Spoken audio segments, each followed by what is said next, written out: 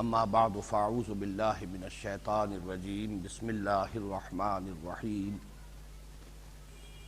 وَإِذْ قَالَ رَبُّكَ لِلْمَلَائِكَةِ إِنِّي جَاعِلٌ فِي الْأَرْضِ خَلِيفَةً قَالُوا وَتَجْعَلُ فِيهَا مَن يُفْسِدُ فِيهَا وَيَسْفِكُ الدِّمَاءَ وَنَحْنُ نُسَبِّحُ بِحَمْدِكَ وَنُقَدِّسُ لَكَ قال إني أعلم ما لا تعلمون وعلم آدم الأسماء كلها ثم عرضهم على الملائكة فقال أنبئوني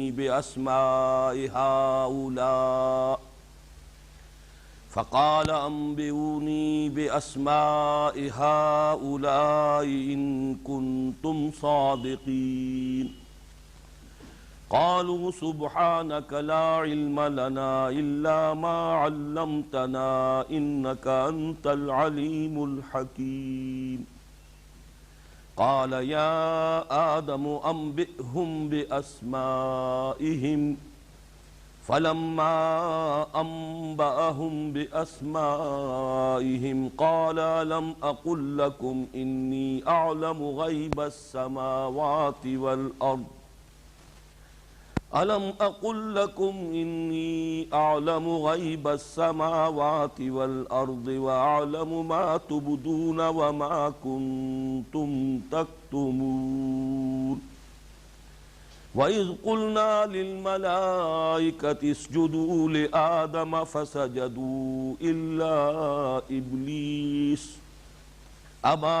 وَاسْتَكْبَرَ وَكَانَ مِنَ الْكَافِرِينَ صدق اللہ العظیم رب اشرح لی صدری ویسر لی امری واحلل عقدۃ من لسانی یفقہوا قولی اللہم ربنا الہمنا رشدنا واعذنا من شرور انفسنا اللہم ارنا الحق حقا وارزقنا اتباعہ وارنا الباطل باطلا وارزقنا اجتنابہ آمین یا رب العالمین۔ سورہ بقرہ کے پہلے 4 رکوعوں کے بارے میں یہ بات کہ یہ تمہیدی نوعیت کے ہیں اتنی مرتبہ سامنے آ چکی ہے کہ آپ حضرات کو بھی ازبر ہو چکی ہوگی۔ یہ تمہید اگر تعویل عام کو پیش نظر رکھا جائے تو پورے قرآن حکیم کے لیے، اور تعویل خاص کو سامنے رکھا جائے تو پھر یہ سورہ بقرہ کے لیے تمہید ہے۔ اس کے 2 حصے، پہلے 2 رکوعوں میں 3 قسم کے انسانوں کی تفصیل، اور بقیہ 2 رکوع یعنی تیسرے اور چوتھے رکوع میں جیسا کہ میں نے عرض کیا اس سے قبل مکی قرآن کا خلاصہ۔ یہ اس اعتبار سے کہ تقریباً 2/3 قرآن جو ہے وہ مکی صورتوں پر مشتمل ہے۔ اب ترتیب مصحف میں تو پہلے یہ صورتیں آ رہی ہیں کہ جو مدنی ہیں، سورہ بقرہ، آل عمران، نساء، مائدہ، لیکن ترتیب نزولی کے اعتبار سے یوں سمجھیے کہ یہ آیات جو ہم پڑھ رہے ہیں اس وقت نازل ہوئیں جبکہ 2/3 قرآن ان سے قبل نازل ہو چکا تھا۔ جو مضامین ان 2 رکوعوں میں آئے ہیں وہ نہایت تفصیل کے ساتھ، شرح و بسط کے ساتھ، بلکہ یہ کہ جو ایمانیات ہیں ان کے ضمن میں رد و قدح، اعتراضات، ان کے جوابات اور ان پر اتمام حجت نہایت تفصیل کے ساتھ مکی صورتوں میں ہو چکی ہے۔ یہ جو 2 رکوع ہیں ان کی بھی ایک تقسیم میں آپ کے سامنے بیان کر چکا ہوں کہ تیسرے رکوع کے نصف اول میں 5 آیات میں، کل 9 آیات پر مشتمل ہے تیسرا رکوع، 5 آیات میں پہلی آیت میں قرآن حکیم کی دعوت کا خلاصہ، یا ایھا الناس اعبدوا ربکم الذی خلقکم والذین من قبلکم لعلکم تتقون۔ ایک جملے میں، ایک آیت میں یہ قرآن حکیم کی دعوت کا خلاصہ، تمام انبیاء کرام کی دعوت کا خلاصہ، تمام رسولوں کی دعوت کا خلاصہ، اور یہی وہ مقصد ہے جو عضو قرآن تخلیق جن و انس کا ہے۔ اس کے بعد اس سمیت پھر توحید، رسالت اور معاد جو 3 بنیادیں ہیں ایمان کی، ایمانیات ثلاثہ، ان کی تفصیل آ چکی ہے۔ اور جیسا کہ ابھی میں نے عرض کیا مکی قرآن کا اصل موضوع وہی ہے، ایمانی مباحث، ایمان کی دعوت۔ اس کے بعد کچھ فلسفیانہ مضامین آئے جن میں اہم ترین ہے ہدایت و ضلالت کا اللہ کا قانون کیا ہے۔ جن لوگوں کے اپنے اندر کجی ہے، جن کی نیت میں فطور ہے، ان کو اللہ تعالیٰ اسی قرآن کے ذریعے سے گمراہ کرتا ہے، اور جن لوگوں کے اندر خلوص ہے اور وہ طالب حق ہے، طالب ہدایت ہے، اللہ تعالیٰ اس قرآن کے ذریعے سے انہیں ہدایت دیتا ہے۔ معلوم ہوا کہ اصل فیصلہ کن چیز جو ہے وہ انسان کی اپنی نیت، اس کی اپنی طلب، اس کا اپنا ارادہ ہے۔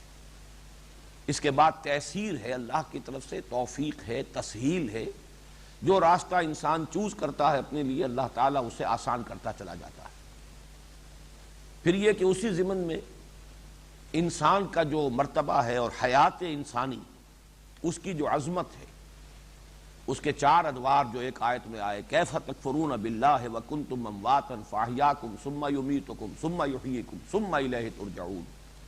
اس پر میں تفصیل سے پچھلی مرتبہ عرض کر چکا ہوں۔ علامہ اقبال کے وہ الفاظ کہ تو اسے پیمانہ امروز و فردا سے نہ ناپ، جاویداں پہم دواں ہر دم جواں ہے زندگی۔ اس کے بعد جو آیت تھی اس کا کچھ حق ادا ہونے سے رہ گیا تھا، اسی لیے میں اب اس کی آیت کو دوبارہ تلاوت کر رہا ہوں۔ هو الذی خلق لکم ما فی الارض جمیعا، وہی اللہ ہے جس نے کہ تمہارے لیے بنایا ہے جو کچھ کے زمین میں ہے کل کا کل۔ اس سے جیسا کہ میں عرض کر چکا ہوں پچھلی مرتبہ، اگلے رکوع کے مضمون کا گویا کہ یہ تمہید بنی ہے، یہ لنک ہے ان دونوں رکوعوں کے مضامین میں۔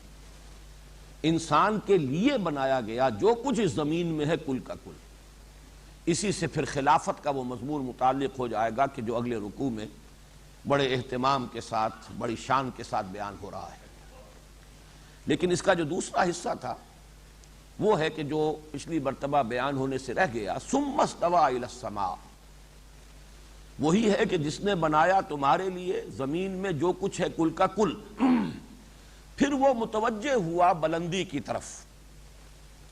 یہ استوا کے معنی ہے برابر، سیدھے کھڑے ہو جانا۔ خط استوا وہ ہے کہ جو ہمارے اس کرۂ ارضی کو دو برابر حصوں میں تقسیم کرتا ہے، لیکن جب اس کے بعد صلہ الی کا آتا ہے، سیدھے ہو جانا کسی شے کی طرف، یعنی اس کا قصد کرنا، اس کا ارادہ کرنا، اس کی طرف متوجہ ہو جانا۔ پھر وہ بلندی کی طرف متوجہ ہوا، آسمان کی طرف متوجہ ہوا، فسواہن سبع سماوات، اور اس نے انہیں برابر کر دیا۔ یہ وہی لفظ آ گیا، سوا سے یہ تسویہ ہے، باب تفعیل سے، سوا یسوی تسویتاً، برابر برابر کر دینا، درست کر دینا، ہموار کر دینا۔ فسواہن، تو کر دیا ان کو برابر برابر، ہموار، سبع سماوات، 7 آسمانوں کی صورت میں، 7 بلندیوں کی صورت میں، وَهُوَ بِكُلِّ شَيْءٍ عَلِيمٌ، اور وہ ہر چیز کا علم رکھتا ہے۔ اس میں جو کلمہ ثم آیا ہے یہ بڑی اہمیت کا حامل ہے کہ اگرچہ عام تصور تو یہ بنتا ہے ذہنوں میں کہ پوری کائنات کی تخلیق ہوئی ہے، پھر اس میں کہیں زمین کی بھی تخلیق ہوئی ہے، لیکن قرآن مجید جس شے کو زمین اور آسمانوں سے تعبیر کرتا ہے، ان کی تخلیق میں قرآن حکیم میں جو ترتیب آئی ہے وہ یہ ہے کہ پہلے تخلیق زمین کی ہوئی، پھر یہ آسمانوں کی شکل جو ہے ایک اس کی تشکیل ہوئی ہے اور ان کی صورت گری ہوئی ہے۔ اس لیے کہ ثم جو ہے اس میں کوئی اختلاف نہیں کہ ثم تراخی کے لیے ہے، کسی شے کے بعد آنے کے لیے یہ دلیل قطعی ہے۔ تو ترتیب زمانی جو ہے تخلیق میں، وہ عذر قرآن یہ ہے کہ زمین کی تخلیق پہلے ہوئی ہے، اور زمین میں جو اشیاء ہیں وہ بھی پہلے تخلیق کر دی گئی ہیں، اس کے بعد آسمان کی تخلیق جو ہے وہ اپنے کسی تکمیلی مرحلے میں داخل ہوئی۔ یہ مضمون چونکہ قرآن حکیم میں ایک دوسرے مقام پر بڑی تفصیل کے ساتھ آیا ہے، اور میں یہ چاہتا ہوں کہ وہ زیادہ اس کی تشریح اور تفصیل میں جانے کا تو موقع نہیں ہوگا، لیکن یہ کہ اجمالاً وہ آیات آپ کے سامنے آ جانی چاہیے۔ یہ سورہ حامیم السجدہ کی آیات ہیں، دوسرے رکوع کی، اور یہاں بھی انداز وہی ہے جیسے یہاں ہم دیکھ رہے ہیں کیف تکفرون باللہ، وہی انداز یہاں ہے، قل ائنکم لتکفرون بالذی خلق الارض فی یومین وتجعلون له اندادا ذلک رب العالمین۔ اے نبی ان سے کہیے کیا تم واقعی کفر کرتے ہو؟ یہ وہ سرچنگ قسم کا انداز ہے کہ در حقیقت یہ کفر تمہارا مصنوعی ہے، تمہارے دل میں ایمان ہے، دل میں تم مانتے ہو، کیا واقعی تم انکاری ہو؟ اَإِنَّكُمْ لَتَكْفُرُونَ بِالَّذِي خَلَقَ الْأَرْضَ فِي يَوْمَيْنِ، کیا تم واقعی کفر کر رہے ہو اس ہستی کا جس نے کہ زمین کو پیدا کیا 2 دنوں میں؟ اب یہاں نوٹ کر لیجئے 2 دن۔ وَتَجْعَلُونَ لَهُ أَندَادًا، کیا واقعی تم اس کے لیے کوئی مد مقابل سمجھتے ہو؟ یعنی یہ کہ اگر تم بھی خود اپنے گریبانوں میں جھانکو گے، اپنے دلوں کو ٹٹولو گے، تو تمہیں معلوم ہو جائے گا کہ تمہاری فطرت ابا کرتی ہے اس سے کہ اللہ کا کوئی مد مقابل بھی۔ یہ بھی نوٹ کیجئے سورہ بقرہ کے اس 3 رکوع میں لفظ آ چکا ہے، فَلَا تَجْعَلُوا لِلَّهِ أَندَادًا وَأَنْتُمْ تَعْلَمُونَ، تو تم اللہ کے مد مقابل ہمسر نہ قرار دے دو جانتے بوجھتے۔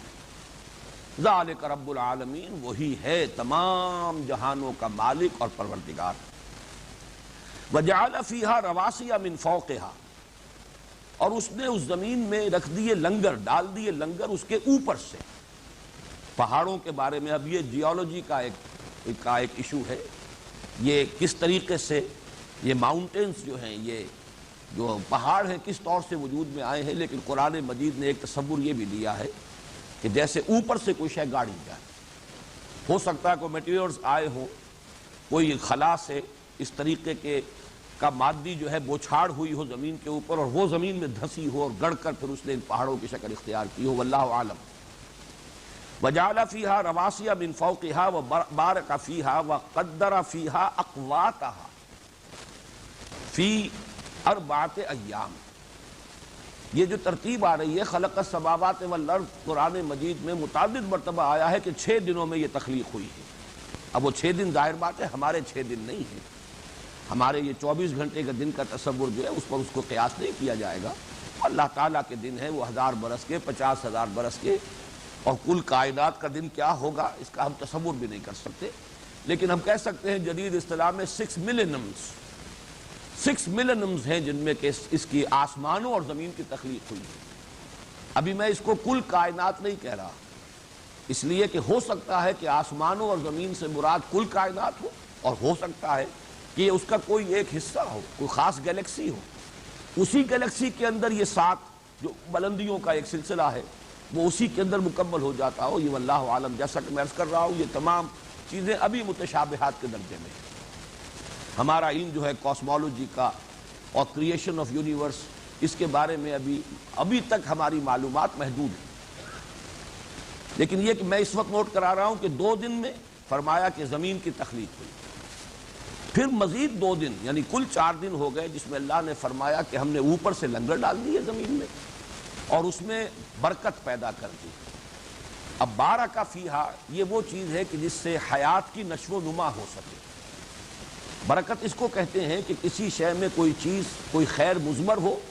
لیکن پھر اسے ظہور میں لایا جائے، ظہور پذیر ہو جائے، وہ ظاہر ہو وہ خیر، تو بارک فیہا ہم نے اس میں برکت رکھی۔ وقدر فیہا اقواتہا، اقوات جمع ہے قوت کی، قوت لا یموت، یہ غذائیں، پھر ہم نے اس میں غذائیں رکھ دیں ساری کی ساری۔ یعنی یہ کہ ظاہر بات ہے کہ انسان کی تخلیق سے قبل اور حیوانات کی تخلیق سے قبل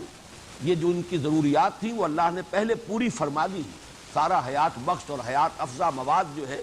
وہ پہلے فراہم کر دیا ہے، مہیا کر دیا ہے۔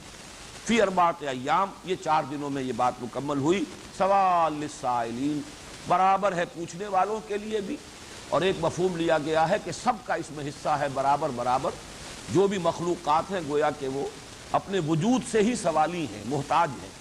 ہم نے ان کی تمام احتیاجات کو پورا کرنے کا سامان برابر برابر ہم نے اس میں رکھ دیا۔ پھر فرمایا ثم استوى الى السماء، یہ الفاظ ہیں جس کے لیے میں نے پھر یہ آیات جو ہیں آپ کو پڑھ کر سنائی ہیں کہ جیسے وہاں فرمایا هو الذی خلق لکم ما فی الارض جميعا ثم استوى الى السماء، تو یہاں پر 2 دنوں میں زمین کی تخلیق، پھر 2 دن اور ہیں کہ جن میں زمین میں وہ تمام حیات بخش اور حیات پرور جو اشیاء ہیں وہ فراہم کر دی گئی۔ ہم آج کی زبان میں کہہ سکتے ہیں کہ ان آرگینک کمپاؤنڈز نے آرگینک کمپاؤنڈ کی شکل اختیار کرنے میں یہ وقت لیا ہے، زمین کے اندر وہ ساری صلاحیت پیدا ہو گئی جس سے حیات جو ہے اس کا ظہور بھی ہو، اور جو زمینی حیات ہے چاہے وہ نباتاتی ہو حیواناتی ہو، اور یہ کہ پھر اس کی نشو و نما ہو، اس کو جو بھی چیزیں ضروری ہیں وہ مل جائیں۔ ثم استوى الى السماء وهي دخان، یہ لفظ بہت ہے اہم ہے۔ جو ہماری سائنس جس طرف جا رہی ہے کہ یہ سب کا سب ایک دھوئے کے مانند تھا، پھر متوجہ ہوا وہ ثم استوى الى السماء وهي دخان، اور ایک جو سمجھیے کہ ہوموجینس ماس کوئی ایک دھوئے کی شکل میں، جیسے کہ ہوا کے اندر اگر نمی کے ذرات ہیں تو وہ پوری ہوا کے اندر پھیلے ہوئے ہیں، وہ اس کے اندر منتشر ہے، اسی طریقے سے دخان دھوئے کے مانند تھا یہ، جس سے کہ پھر 7 آسمانوں کی شکل پیدا ہوئی ہے۔ فقال لها والارض وللارض ائتيا طوعا او كرها، پھر اللہ نے حکم دیا اس دخان کو بھی اور اس زمین کو بھی، آؤ دونوں کو دونوں حاضر ہو جاؤ، یعنی ہمارے حکم کو بجا لانے کے لیے، ہمارے فرمان کو سننے اور اس کی اطاعت کرنے کے لیے، خواہ اپنی مرضی سے، خواہش سے اور خواہ جبرن، طوعا اور کرہا۔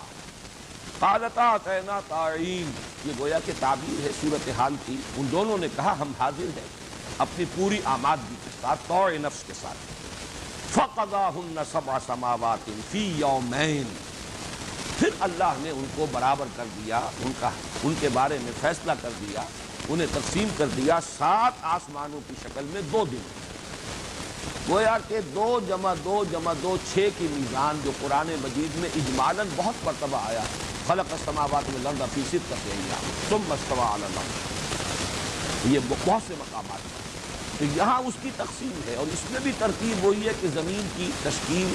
زمین میں جو بھی حیات بخش مواد ہے، حیات پرور جو بھی اللہ نے اس میں چیزیں پیدا کی ہیں، ان کا فراہم کیا جانا یہ پہلے ہو گیا ہے، اور اس وقت تک ابھی اس کے گرد معلوم ہوتا ہے کہ یہ جو آسمانوں نے جو شکل اختیار کی ہے یہ ابھی دخان کی شکل میں، ایک بہت بڑے ایک بادل کسی صورت میں، ایک سسپینشن کی شکل میں جو بھی مادہ تھا جس سے کہ پھر وہ آسمانوں کی تشکیل ہوئی ہے،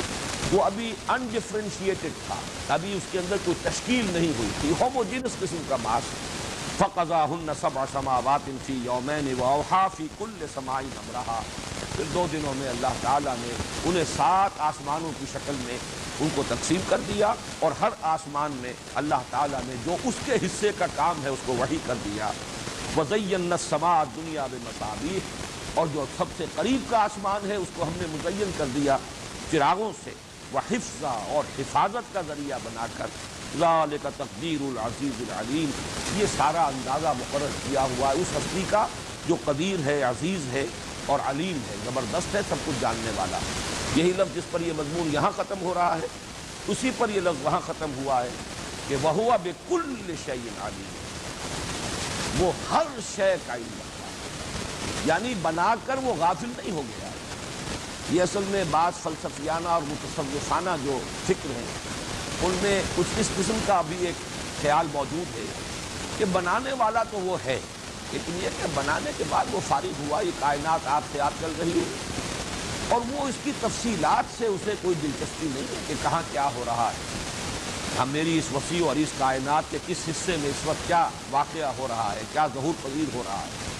یہ تو بس ایک کریشن ہے، جیسے کہ فٹ بال کو ایک زوردار کک لگا دی گئی ہے، وہ فٹ بال جا رہی ہے، اب وہ کک لگانے والے سے اس بال کا کوئی تعلق نہیں ہے۔ تو قرآن مجید اس کی نفی کرتا ہے کہ اللہ تعالیٰ جیسے کہ سورہ حدید میں فرمایا خلق السماوات والارض فی 6 ایام ثم استوى علی العرش یعلم ما یلج فی الارض وما یخرج منها وما ينزل من السماء وما يعرج فيها وهو معكم اينما كنتم والله بما تعملون بصیر، جو کچھ بھی زمین میں گھستا ہے، ہر کوئی بیج گر رہا ہے اوپر سے اور زمین کے اندر چلا گیا ہے، جو مٹی میں دب گیا ہے، یا پانی کا قطرہ بارش کا جو ہے گر رہا ہے اور زمین میں جذب ہوا ہے، یعلم ما یلج فی الارض وما یخرج منها، اب اس میں ماں میں جو عمومیت ہے، جو بھی کچھ زمین میں گھستا ہے اور جو کچھ اس سے نکلتا ہے، ہر کونپل جو پھوٹ رہی ہے اور ہر بیج جو ہے اس سے جو پتیاں نمودار ہو رہی ہے، وہ سب اس کے لیے۔ وما ينزل من السماء وما يعرج فيها، اور جو کچھ آسمان سے اترتا ہے یا بلندی سے اترتا ہے، جو کچھ کے بلندیوں میں چڑھتا ہے، آسمان کی طرف عروج کرتا ہے، سب اس کے لیے۔ وَهُوَ مَعَكُمْ أَيْنَمَا كُنتُمْ، وہ کہیں اپنے ہی آپ میں علیحدہ مگن نہیں ہے، بلکہ وہ تمہارے ساتھ ہے جہاں کہیں بھی تم ہو۔ وَهُوَ بِكُلِّ شَيْءٍ بَصِيرٌ، اور ہر چیز کو وہ خود دیکھ رہا ہے، اس کا مشاہدہ کر رہا ہے، وہ بصیر ہے۔ یہ تصور جو ہے اس کو ذہن میں رکھ لیجیے۔ البتہ جیسا کہ میں نے عرض کیا ہے کہ ابھی یہ حصہ ضرور ایسا ہے کہ اس کے بارے میں آسمانوں کی حقیقت، 7 آسمانوں کی حقیقت، ان سے کیا مراد ہے،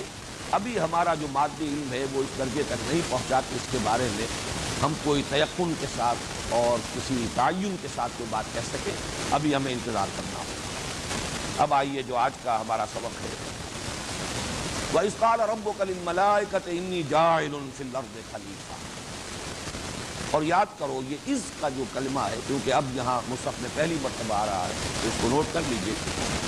کہ از اور اذا یہ دو کلمات ہیں. از جو ہے وہ ماضی سے متعلق ہے. کوئی واقعہ ماضی کا اس کی طرف اشارہ کرنا ہو تو از، اور کوئی مستقبل کا معاملہ ہو جس کی طرف اشارہ کرنا ہو تو اذا. جب یہ ہو جائے، جب یہ ہو جائے گا، اذا الشمس کورت واذا النجوم انکدرت، جب یہ دھوپ جو ہے یہ سمیٹ لی جائے گی یا سورج کو لپیٹ لیا جائے گا، تو یہ تمام چیزیں جو ہیں جو قیامت کے واقعات حالات جو آنے والے ہیں وہ اذا. لیکن از کوئی پرانا واقعہ ہے، پچھلا واقعہ ہے، اس کی طرف توجہ دلانی ہے تو یہ از یاد کرو. اور اس سے پہلے مانا جاتا ہے کہ ایک فعل امر جو ہے محذوف ہے، وذکروا یا وذکر، یاد کرو، دھیان کرو، توجہ کرو، تصور کرو. وَإِذْ قَالَ رَبُّكَ لِلْمَلَائِكَةِ، جبکہ کہا تھا آپ کے رب نے. اب یہاں ظاہر بات ہے کہ خطاب حضور سے ہے، باقی یہ کہ ہر قاری، ہر قرآن کا پڑھنے والا بھی مخاطب ہے، لیکن یہ کہ قرآن مجید نازل ہوا ہے، یہ آیات مبارکہ نازل ہوئی محمد رسول اللہ صلی اللہ علیہ وسلم پر، تو مخاطب اول حضور. وَإِذْ قَالَ رَبُّكَ لِلْمَلَائِكَةِ، اور یاد کرو جبکہ کہا تھا تمہارے رب نے فرشتے. یہ رکوع جو ہے جیسا کہ میں نے پہلے عرض کیا ہے، فلسفے اور حکمت قرآنی کا یہ ایک بہت اہم باب ہے، اور اس کا اکثر و بیشتر حصہ وہ ہے کہ جو آدم اور ابلیس کی سرگزشت پر مشتمل ہے. اور یہاں پھر نوٹ کر لیجئے کہ مصحف میں تو یہ پہلی مرتبہ آ رہا ہے واقعہ، لیکن مکی قرآن میں 6 مرتبہ یہ آتا ہے. اور اس کی بڑی ایک عجیب ترتیب ہے، وہ دلچسپی کیونکہ اس کے ساتھ ہوگی آپ کو بھی، اور اس کے حوالے سے یاد رہ سکے گا. قرآن مجید کے بالکل وسط میں سورہ بنی اسرائیل اور سورہ کہف، یہ گویا کہ یوں ہی ہوئی 2 صورتیں ہیں بالکل وسط. سورہ بنی اسرائیل میں بھی تذکرہ ہے، سورہ کہف میں بھی تذکرہ ہے. اور عجیب بات یہ کہ دونوں کے بالکل وسط میں دونوں صورتیں 12 رکوعوں پر مشتمل ہیں، اور یہ 7واں رکوع شروع ہوتا ہے دونوں کا ان الفاظ کہ جبکہ کہا تھا آپ کے رب نے فرشتوں سے کہ جھک جاؤ، سجدہ کرو آدم. پھر سورہ بنی اسرائیل سے ایک سورت ادھر چھوڑ دیجئے پیچھے کی طرف، ابتدا کی طرف آئیے تو سورہ نحل چھوڑ دیجئے تو سورہ ہجر آتی ہے، اس میں بڑی تفصیل کے ساتھ یہ قصہ آدم و ابلیس. سورہ کہف سے ادھر چلیے آگے کی طرف تو سورہ مریم ہے، اس میں نہیں ہے، لیکن اس کے بعد سورہ طٰہٰ ہے، اس میں بھی بڑی تفصیل سے یہ واقعہ ہے. تو تقریباً یہ 4 مرتبہ تو یہ قصہ آدم و ابلیس جو ہے یہ قرآن مجید کے وسط میں. پھر یہ کہ 2 حصے جو ہیں وہ بھی ایک بڑی سیمیٹریکل ڈسٹریبیوشن ہے. شروع سے 8واں پارہ، اس میں آپ کو سورہ اعراف کا 2سرا رکوع بڑی شرح و بسط کے ساتھ یہ واقعہ ہے. ادھر سے واپس آئیں گے تو 8واں پارہ، 30 میں سے واپس گنتی کیجئے تو 8واں جو ہے وہ 23واں پارہ بنے گا. اس میں سورہ صاد میں پھر وضاحت کے ساتھ یہ موجود ہے. تو بہت ہی سیمیٹریکل ڈسٹریبیوشن ہے اس قصہ آدم و ابلیس کی قرآن میں. لیکن یہ 6 کے 6 مقامات جو میں نے آپ کو گنوائے ہیں یہ مکی صورت بالاتفاق یہ ہے مدنی صورت کہ جس میں اس واقعے کا پھر ایک مرتبہ جو ہے وہ خلاصہ دیا جا رہا ہے. البتہ ذرا جو عنوانات ہیں آج کے اس حصے میں اس کو ذرا نوٹ کر لیں. پورے رکوع کے میں آپ کہہ سکتے ہیں کہ 5 مضامین بیان ہیں. سب سے پہلے یہ کہ آدم اور ان کی ذریت کا اصل مقام اور مرتبہ کیا ہے، یعنی خلیفۃ اللہ فی الارض، یہ ان کا مقام ہے، بہت بلند مقام ہے آدم کا. پھر یہ کہ اس خلافت کی بنیاد کیا ہے، اساس کیا ہے. اہل اگر ہوئے ہیں آدم اور ان کی ذریت خلافت ارضی کے تو وہ کس بنیاد پر. یہ 2 مضامین جو میں نے گنوائے ہیں یہ ایکسکلوسیو ہیں اس مقام پر. بقیہ 6 مقامات جو میں نے گنوائے ہیں ان میں یہ 2 مضامین آپ کو نہیں ملیں. البتہ ان میں سے 3 مقامات پر ایک اضافی مضمون ملے گا جو یہاں نہیں ہے. اس طریقے سے قرآن مجید میں یہ چیزیں اگر آئی ہیں بائی ریپیٹیشن تو یہ نہ سمجھیے کہ وہ خالص ریپیٹیشن ہے، تکرار محض نہیں ہے. ہر جگہ پر کوئی نئی بات ہے، ہر جگہ کوئی نئی شان ہے. پھر جس کانٹیکسٹ میں وہ اس صورت میں مضمون آیا ہے اس کے حوالے سے، اس کے عمود اور اس کے مرکزی مضمون سے اس کا خصوصی ربط ہے. کہ اس کانٹیکسٹ میں رکھ کر دیکھیں گے تو اس سے کوئی اور رہنمائی اور علم اور حکمت کے جو ہے نئے گوشے جو ہیں وہ نمودار ہوتے ہیں۔ اور وہ جو میں عرض کر رہا ہوں کہ جو اس مقام پر نہیں ہے وہ ہے تخلیق انسان۔ مادہ تخلیق کیا ہے وہ آپ کو جیسا کہ میں ابھی عرض کروں گا کہ وہ سورہ ہجر، سورہ صاد اور سورہ اعراف میں ہے، باقی تین وہ مقامات بھی اس سے خالی ہیں اور اس جگہ بھی یہ مضمون موجود نہیں، تخلیق انسان۔ بہرحال آدم اور ذریت آدم کا مقام اور مرتبہ یعنی خلافت عرضی۔ نمبر 2، خلافت کی اساس علم، وعلم آدم الاسماء کلھا۔ یہ دو چیزیں ایکسکلوسیو، اور یہ جیسا کہ میں نے ابھی عرض کیا اور جیسا کہ ان عنوانات سے خود بخود واضح ہو رہا ہے، فلسفہ اور حکمت کے یہ اہم اور اساسی مضامین ہیں۔ پھر جو مضمون آتا ہے وہ ہے تمام فرشتوں کو سجدے کا حکم حضرت آدم کے سامنے سجدہ کرنا، تفصیل بعد میں آ جائے گی۔ یہ ان 7 کے 7 مقامات ہیں، 6 وہ مکی مقامات اور 7واں یہ مدنی صورت ہے سورہ بقرہ جو ہم پڑھ رہے ہیں۔ اس کے بعد جنت میں آزمائشی قیام حضرت آدم اور ان کی زوجہ حضرت حوا سلام علیہما، ان دونوں کا آزمائشی مقام، آزمائشی کہنے یا ایک طرح کی ڈیمانسٹریشن کے لیے، تربیت کے لیے، وہ یہ کہ ان کو یہ معلوم ہو جائے کہ ہماری تخلیق میں بھی کچھ خلا ہے، کوئی کمزوری ہے، خلق الانسان ضعیفا، اور اس خلا اور اس کمزوری سے ہمارا دشمن ازلی ہے ابلیس، جو بھرپور فائدہ اٹھانے کی کوشش کرے۔ اس کا ایک تجربہ انہیں کرا دیا گیا۔ اس کا ذکر جو ہے وہ بھی موجود ہے سورہ طٰہٰ میں اور سورہ اعراف میں بڑی شرح و بسط کے ساتھ، بلکہ یہاں سورہ بقرہ میں اتنی تفصیل کے ساتھ ہے۔ سب سے زیادہ یہ مضامین جو ہے نہایت اہتمام اور شان کے ساتھ جو آئیں وہ سورہ اعراف، اور سورہ اعراف جو ہے ان 6 مکی صورتوں میں سے یہ سمجھیے کہ ترتیب نزولی کے اعتبار سے آخری دور کی ہے، گویا کہ وہ ملحق ہو جائے گی زمانہ نزول کے اعتبار سے سورہ اعراف اور سورہ بقرہ میں زیادہ فرق نہیں۔ پھر یہ کہ آخری بات اور وہ یہ کہ اس طریقے سے ابلیس نے حضرت آدم کو دھوکہ دیا، ورگلایا، اغوا کیا، اور پھر جو اس کے بعد اللہ تعالیٰ کی طرف سے حبوط آدم کا حکم، اور یہ کہ آخری چارٹر جو دیا گیا ہے کہ اب زمین کا چارج سنبھالو۔ جیسے کسی وائس رائے کو اگر کبھی برطانوی حکومت بھیجتی تھی ہندوستان تو پہلے اس کی کوئی بریفنگ، اس کے لیے کوئی تعلیم، اس کو تمام حالات سے واقف کرانے کا یقیناً اہتمام ہوتا ہوگا، اور پھر وہ اپنا کوئی چارٹر لے کر یہاں آتا ہوگا کہ تمہارے حقوق کیا ہیں، اختیارات کیا ہیں، کہاں کون کون سے معاملات تمہیں لازماً ریفر کرنے ہوں گے مرکزی حکومت کو، تاج برطانیہ کو، اور کن کن چیزوں میں تمہیں آٹونومی حاصل ہے اور جہاں تم اپنی ثوابدید کے مطابق فیصلے کر سکتے ہو، وہ چارٹر جو ہے۔ تو یہ 5 مضامین ہیں جن میں سے آج جو ہم 5 آیات پڑھنے کی کوشش کر رہے ہیں، اللہ تعالیٰ پورا کرا دے، ان میں پہلے 3 مضامین جو ہیں وہ مکمل ہو جائیں گے انشاءاللہ، اور یہ تقریباً 10 جو آیات ہیں اس رکوع کی وہ برابر 2 حصوں میں 5 جمع 5 منتقل ہیں۔ لیکن یہ کہ ان کے ضمن میں کچھ تمہیدی بات میں عرض کر دوں، اس میں تینوں مخلوقوں کا ذکر ہو رہا ہے۔ 3 مکلف مخلوق ہیں اللہ کی، جو کچھ کہ ہمیں معلوم ہے۔ ایک تو مخلوقات کا سلسلہ ہے، سیارے ہیں، ثوابت ہیں، سٹارز ہیں، گیلیکسیز ہیں، جمادات ہیں، نباتات ہیں، اسی طریقے سے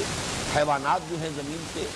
یہ مکلف نہیں ہے۔ مکلف کس معنی میں؟ مکلف جو ہے یہ اس میں مفہوم تکلیف، رسپانسبل، جن پر کوئی ذمہ داری ڈالی گئی، جنہیں کوئی شعور اور ارادہ دیا گیا، جو کسی اپنے شعور ذات بھی رکھتے ہیں کہ ہم ہیں، اپنے وجود کا شعور رکھتے ہیں، اور پھر یہ کہ ان پر کوئی ذمہ داری بھی ہو اور مسئولیت بھی۔ وہ عوامر اور نواہی احکام کے اور جن چیزوں سے روکا گیا ہے اس کے مخاطب بنائے گئے ہیں، اور اس کا پھر ان پر محاسبہ۔ یہ 3 ہیں صاحب شعور یا خود شعوری رکھنے والی مخلوقات اللہ کی، اور تینوں کے لیولز کو پہچانا۔ بلند ترین مخلوق ملائکہ، اور سب سے پہلے تذکرہ انہی کا ہو رہا ہے، اس قال ربک للملائکہ، اس لفظ کو بھی سمجھ لیجیے۔ الوکا کہتے ہیں عربی زبان میں رسالت، پیغامبری۔ الکنی الیہ، اس شخص نے مجھے پیغامبر بنا کر بھیجا اس کی طرف، فلاں کی طرف۔ الکنی الی فلان، اس شخص نے مجھے فلاں آدمی کی طرف پیغامبر بنا کر، ایلچی بنا کر بھیجا۔ تو اس سے لفظ بنا ہے، یہ اصل میں ہے ملعک، حمزہ بیچ میں آئے گا، ملعق، لیکن یہ کہ اس میں پھر جیسے عربی زبان میں ہوتا ہے زبانی کو سامنے رکھتے ہوئے ملک بن گیا ہے، وہ حمزہ بیچ میں سے جو حذف کر دیا گیا، اور حمزہ پر جو زبر تھی ملعق میں لام پر جزم ہے، حمزہ کی زبر جو ہے فتح جو ہے وہ لام کو دے دیا گیا تو ملک ہے، یعنی اس کا مادہ وہ ملک یا ملک یا ملکیت نہیں ہے، وہ ملک اور ملک جس سے کہ وہ سارا دوسرا بادشاہ ملک ملک وہ اس سے بنا ہے، لیکن اس کا مادہ ہی بالکل لگا گیا، میم لام کاف نہیں ہے بلکہ حمزہ لام اور کاف الگ، یہ اس کا مادہ ہے۔ ملک وہ ہے کہ جو کسی کی پیغام رسانی کا ذریعہ بنے، کوئی ایلچی کی شکل اختیار کرے، تو اس سے یہ لفظ بنا ہے ملائکہ، اس لیے کہ یہ در حقیقت اللہ تعالیٰ کے احکامات کو پہنچانے کا ذریعہ ہے انسانوں تک اور تمام مخلوقات تک، تو اس سے یہ لفظ بنا ہے ملعق، اور ملعق کی جمع پھر وہ حمزہ جو وہاں اڑ گیا تھا ملک میں وہ جمع میں ظاہر ہو گیا ملائک، اور تا جو ہے اس کے اندر مزید کثرت کے لیے تا جو ہے یہاں پر تانیث کا نہیں ہے بلکہ تکسیر کا ہے، تو ملائکہ ان کے بارے میں جو باتیں ذہن نشین ابھی کر لینی چاہیے وہ یہ ہے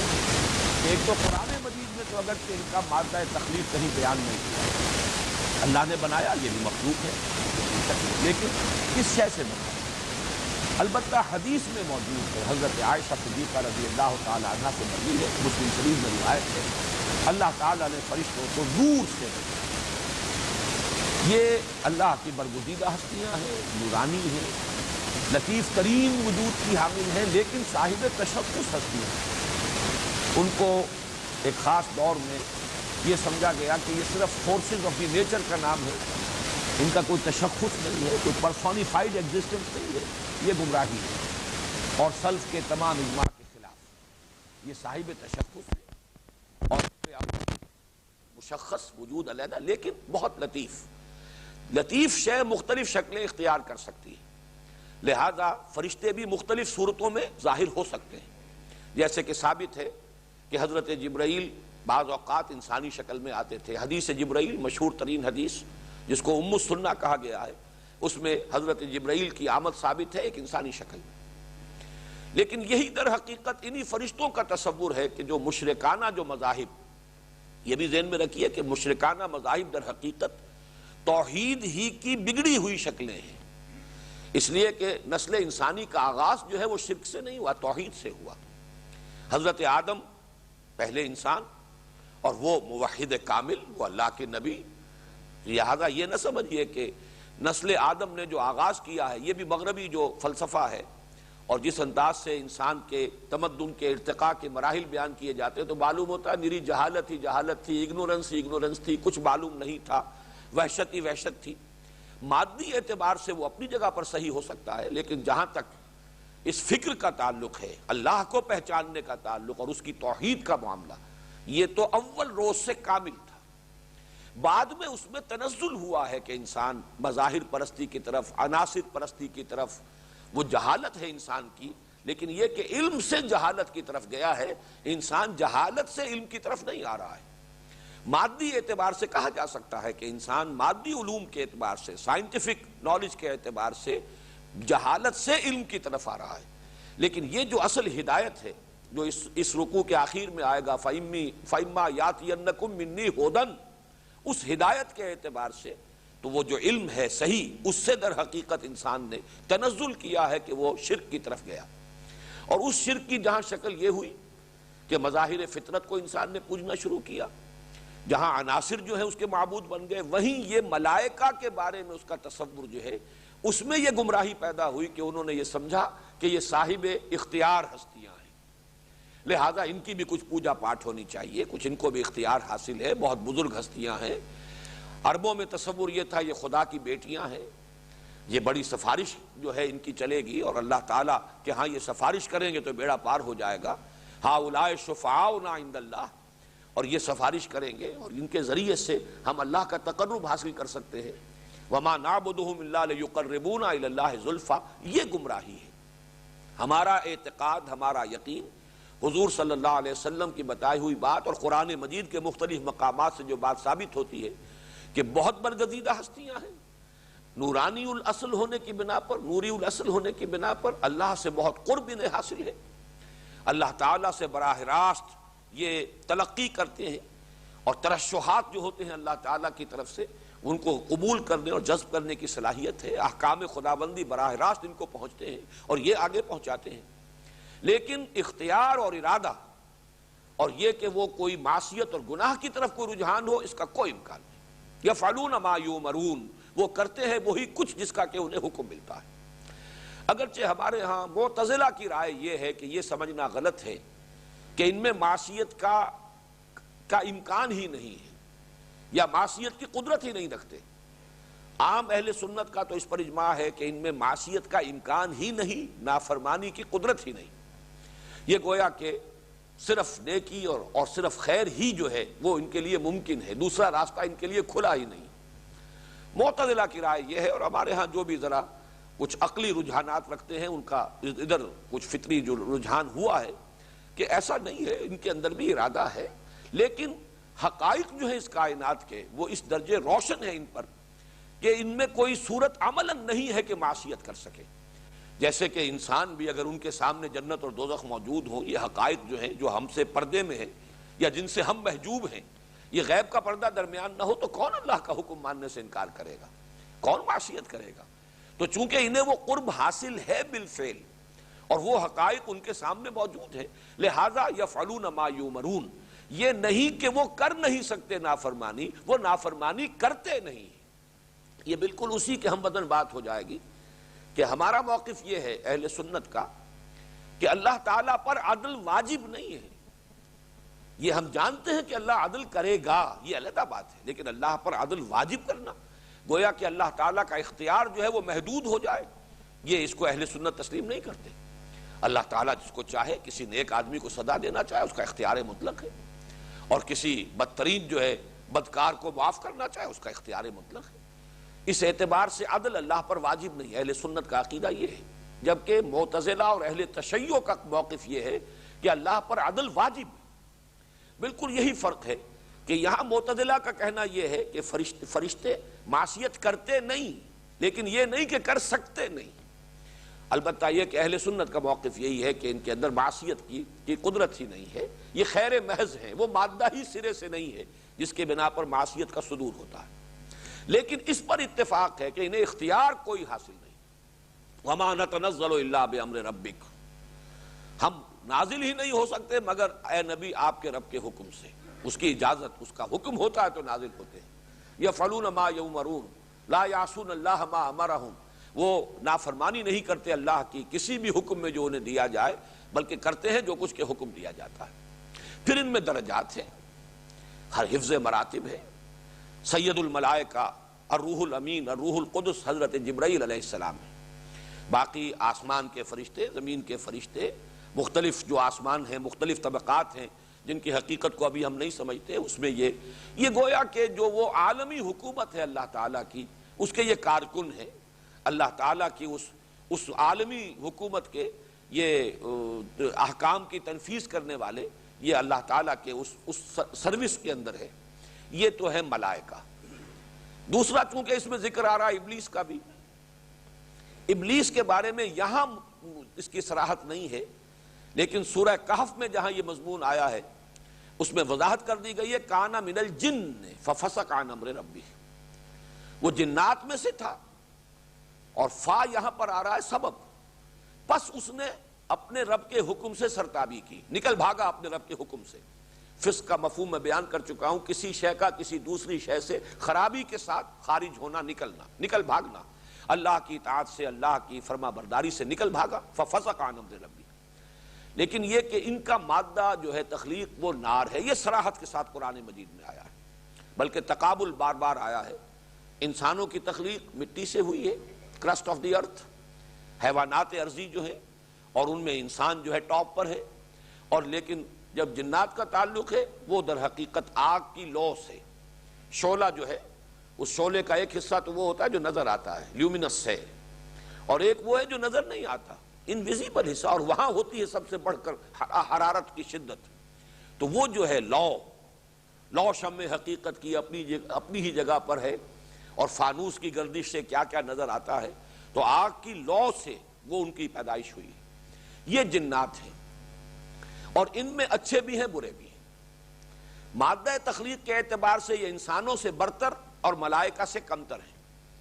لیکن ایک قرب انہیں حاصل ہے ملائکہ کے ساتھ، اس لیے کہ نار اور نور میں زیادہ فرق نہیں ہے۔ لفظی اعتبار سے بھی حروف اصلی ایک ہی ہیں۔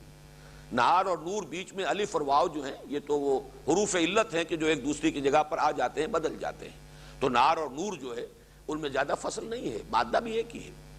اس اعتبار سے قرب ہے۔ اور چونکہ آگ جو ہے لطیف شے ہے، اور خاک کے مقابلے میں یہ کرسٹ آف دی ارتھ اور یہ کلے جو ہے اس سے کہیں زیادہ لطیف شے ہے، اس کے اندر بھی ان میں بھی وہ وصف ہے کہ یہ شکلیں اختیار کر سکتے ہیں۔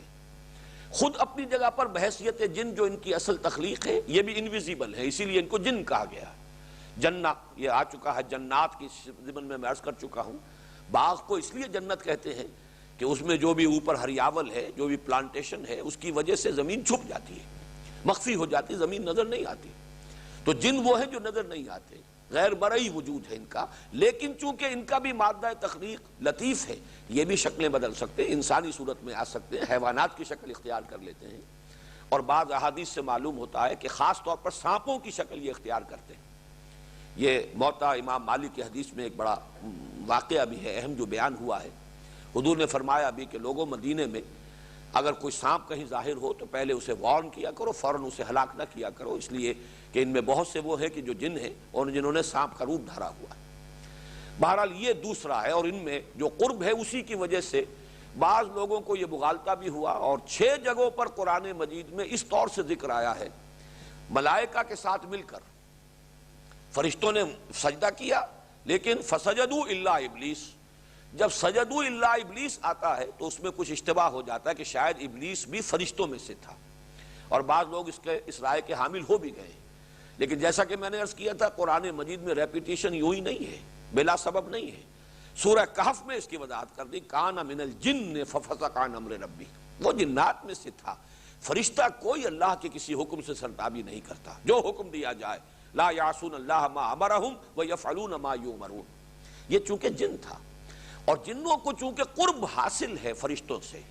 یہ بھی ایک انویزیبل مخلوق ہیں، یہ بھی لطیف مادہ جو ہے تخلیق ہے ان کا بھی، اس اعتبار سے انہیں قرب حاصل ہے۔ اور یہ ابلیس جو ہے ان جنات میں سے، یہ اتنا عابد و زاہد تھا اور اتنا عالم تھا کہ اسے ایک قرب حاصل تھا، اور یہ گویا کہ ملائکہ ہی کے زمرے میں ایک اعتبار سے شامل ہو گیا تھا۔ اذان ملائکہ کے بارے میں یہ بھی نوٹ کر لیجئے کہ ان میں کوئی تذکیر و تانیث نہیں ہے، مذکر مؤنث نہیں ہے، کوئی سلسلہ توالد و تناسل نہیں ہے۔ جنات کے بارے میں نوٹ کیجئے کہ ان میں مذکر اور مؤنث بھی ہے، نر اور مادہ ہے، توالد و تناسل ہے، ان کی نسل ہے، اس اعتبار سے یہ انسانوں سے قریب تر ہیں، مشابہ ہیں اپنے ان پہلوؤں کے اعتبار سے۔ ان میں نیک بھی ہیں، بد بھی ہیں، اچھے بھی ہیں، برے بھی ہیں۔ یہ جو ابلیس ہے، جس کو ابلیس کا نام دیا گیا ہے، یہ بھی صفاتی نام ہے اس کا، قرآن مجید میں اس کا جو اصل نام ہے وہ بعض احادیث روایات میں آیا ہے عزازیل، لیکن یہ کہ قرآن مجید میں کہیں نہیں لفظ ابلیس ہی کے نام سے، جو اس کا صفاتی نام ہے وہ بعد میں عرض کروں گا کہ اس کا مفہوم کیا ہے۔ یہ ایک جن تھا، اور ظاہر بات ہے جنات کی عمریں اگرچہ انسانوں کی عمروں کے مقابلے میں طویل ہیں، لیکن یہ کہ اس نے مہلت مانگی تھی اللہ سے کہ مجھے اب قیامت تک کے لیے مجھے مہلت عطا فرما کہ میں آدم کے بارے میں جو میرا گمان تھا میں اسے سچا ثابت کر سکوں۔ یہ اللہ تعالیٰ کی طرف سے مہلت اسے عطا کی گئی ہے، تو وہ جو اصل جن ہے ابلیس، وہ زندہ ہے اور تا قیامت زندہ رہے گا۔ اس کے لیے اللہ تعالیٰ نے خصوصی گرانٹ کی ہے یہ زندگی کی طوالت۔ مولانا اصلاحی صاحب کو کچھ میں مغالطہ ہوا ہے، یہ اجماع ہے ہمارے تمام مفسرین کا کہ وہ جو پرٹیکولر پرسن ہے ابلیس عزازیل، وہ ہے مستقل۔ البتہ یہ کہ اور ذریت ابلیس اور ذریت جنوں کی ذریات جو ہیں اور مختلف جنوں میں اس کے پیروکار شیطان کا لفظ جب آئے گا تو وہ عام ہوگا۔ شیاطین تو جن و انس دونوں میں ہیں، انسانوں میں سے بھی جو نافرمان ہیں اور جو شر کے داعی بن کر کھڑے ہو جاتے ہیں، غلط بات کی طرف لوگوں کو دعوت دیتے ہیں، وہ بھی سب شیاطین ہیں جن میں سرکشی ہے، تمرد ہے۔ اسی طریقے سے جنوں میں بھی تو شیاطین جن و انس یا الشیطان یہ تو عام ہو سکتا ہے، لیکن ابلیس ایک معین فرد ہے جنوں میں سے کہ جس کے ساتھ وہ واقعہ پیش آیا تھا، جو اپنے علم اور زہد اور تقویٰ اور عبادت کی وجہ سے وہ گویا کہ ایک اعتبار سے ملائکہ ہی میں شامل ہو گیا تھا، اسی لیے اس حکم کا وہ مخاطب قرار پایا جب سجدے کا حکم دیا گیا، اور اسی نے تکبر کیا، استکبار کیا، اور پھر اس پر لعنت ہوئی اللہ کی طرف سے، راندہ درگاہ ہوا، لیکن اس نے مہلت طلب کی کہ پروردگار مجھے اب مہلت دے دے، انظرنی الی یوم یبعثون، اس وقت تک کے لیے جب کہ تو دوبارہ اس پوری ذریت آدم کو اٹھائے گا اور دوبارہ زندہ کرے گا، اس وقت تک مجھے مہلت دے۔ یہ اسے گرانٹ کی گئی ہے، اس کی یہ جو درخواست جو ہے وہ اللہ تعالیٰ نے منظور فرمائی ہے۔ اب تیسرے درجے میں آئیے، انسان یا آدم۔ اس میں جو بات میں نوٹ کرانا چاہتا ہوں سب سے پہلے وہ یہ ہے کہ جہاں بھی قرآن مجید میں انسان کی تخلیق کا ذکر آیا ہے وہاں صرف ایک استثناء ہے کہ لفظ آدم استعمال ہوا۔ انسان، بشر، یہ دو الفاظ ہیں جن کے حوالے سے تخلیق کا تذکرہ ہوا۔ یہ بہت اہم بات ہے، اس کو نوٹ کرنے کی ضرورت ہے، اس لیے کہ اکثر و بیشتر جگہوں پر آدم کا ذکر نہیں ہے بلکہ بشر یا انسان۔ اس اعتبار سے جو نتیجہ نکلے گا وہ میں ابھی عرض کروں گا۔ یہ جو بشر کی تخلیق ہوئی ہے، ایک جگہ پر یہ ثابت ہوا، یہ سورہ ہجر میں ہے، کہ زمانی اعتبار سے مؤخر ہیں انسان۔ وَالْجَانَّ خَلَقْنَاهُ مِن قَبْلُ مِن نَارِ السُّمُومِ، یہ سورہ ہجر کے اندر آیا ہے، وَلَقَدْ خَلَقْنَا الْإِنسَانَ مِن صَلْصَالٍ مِن حَمَإٍ مَسْنُونٍ وَالْجَانَّ خَلَقْنَاهُ مِن قَبْلُ مِن نَارِ السَّمُومِ، انسان کو ہم نے پیدا کیا اس سنے ہوئے گارے کی مٹی سے جو سوکھ کر کھنکنے لگا تھا، پپڑی سی جو بن جاتی ہے دلدلی علاقوں میں، دلدل ہے اس کے اوپر کوئی ایک لیئر سی بن جاتی ہے پپڑی سی، اور وہ سوکھتی ہے، کھنکتی ہے، تو سنا ہوا گارا، سڑا ہوا گارا، وہ کیچڑ، اور وہ جب سوکھا اور اس کے اندر کھنکنے کی کیفیت پیدا ہو گئی، اس سے ہم نے انسان کو بنایا۔ وَالْجَانَّ خَلَقْنَاهُ مِن قَبْلُ مِن نَارِ السَّمُومِ، اور جنوں کو ہم نے بنایا تھا، پیدا کیا تھا اس سے پہلے، اور وہ آگ کی لو سے۔ تو معلوم یہ ہوا کہ ایک زمانی جو ہے معاملہ وہ یہ ہے، ظاہر بات ہے ملائکہ اولین مخلوق، پھر جنات، یہ نار سے پیدا کیے گئے، اور اس کے بعد سب سے مؤخر جو ہے وہ مخلوق انسان ہے۔ ان تین میں سے یہ جو تین مکلف میں نے عرض کیا مخلوقات ہیں، ملائکہ، جنات، انسان، ان میں یہ سب سے بعد میں، اور اس کا مادہ تخلیق جو ہے یہ کرسٹ آف دی ارتھ، زمین کا یہ اوپر کی پپڑی، کلے جسے آپ کہتے ہیں، مٹی۔ لیکن قرآن مجید نے اس کے لیے مختلف جگہوں پر 5-6 مختلف تعبیرات اختیار کی ہیں۔ کہیں صرف تراب کہا ہے، تراب۔ تراب جو ہے وہ ریت نہیں، مٹی۔ ریت علیحدہ شے ہے جو ریگستانوں میں ہوتی ہے، مٹی وہ ہے کہ جو زرخیز جگہ ہوتی ہے، وہ مٹی ہے۔ کہیں اسے تین کہا ہے، تین گارے کو کہتے ہیں، جب مٹی کو آپ گوندھ لیں پانی کے اندر تو وہ گارا بنتا ہے۔ کہیں اسے تین لازب کہا ہے، وہ گارا اگر کچھ عرصے پڑا رہے اور اگر اس میں کہیں کوئی آرگینک میٹر بھی ڈال دیا جائے تو اس میں لیس پیدا ہوتا ہے، فرمنٹیشن ہوتی ہے۔ جیسے کہ آج کل بھی دیہات میں گھروں کو لیپنے کے لیے، پوتنے کے لیے وہ جو تغاریاں بنا دی جاتی ہیں تو اس میں کوئی توڑی ڈال دیتے ہیں، یہ وہ آرگینک میٹر ہے جو آپ نے ڈال دیا ہے، اب اس سے اس کے اندر اب وہ تبخیر ہوئی ہے، فرمنٹیشن ہوئی ہے،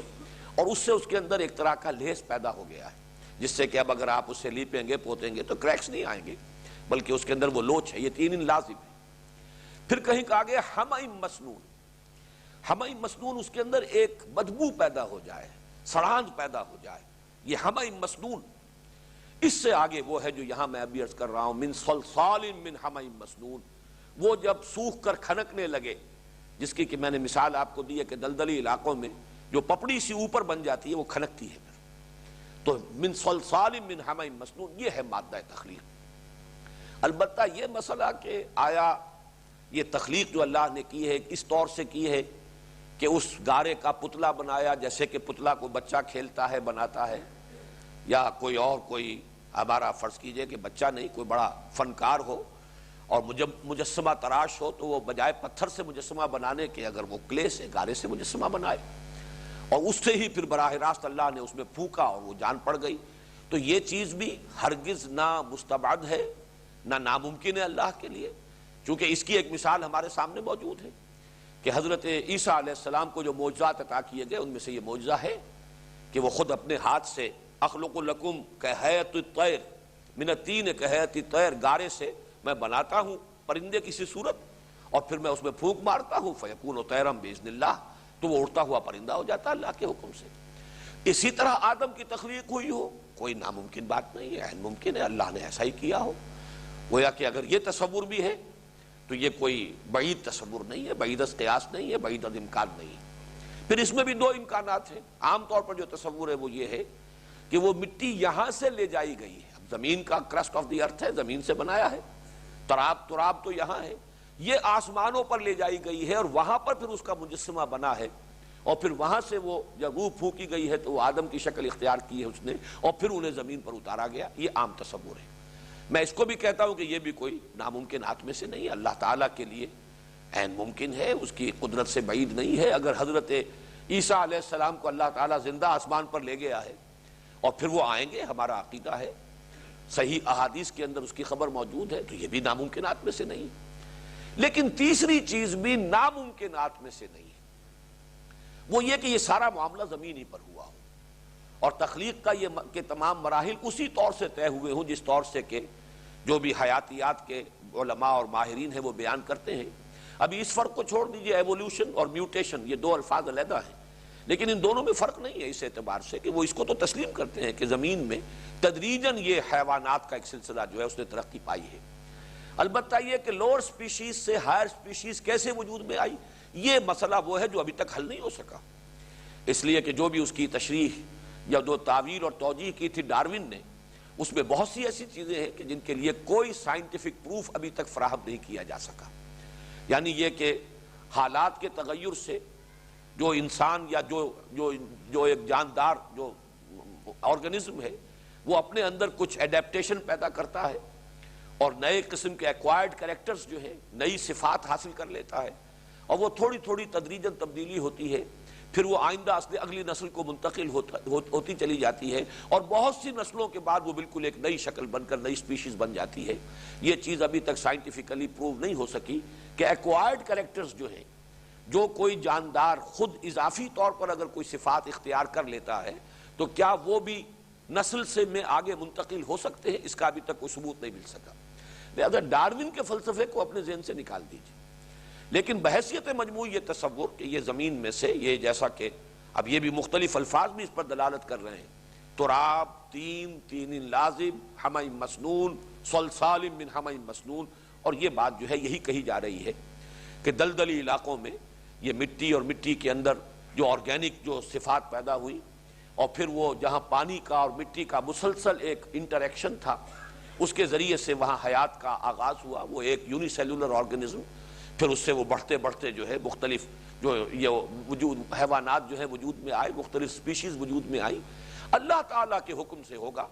اور اگر وہ بھی ہوا ہو کہ ایک سپیشیز سے دوسری سپیشیز بنی ہو تو وہاں بھی جو خلا ہے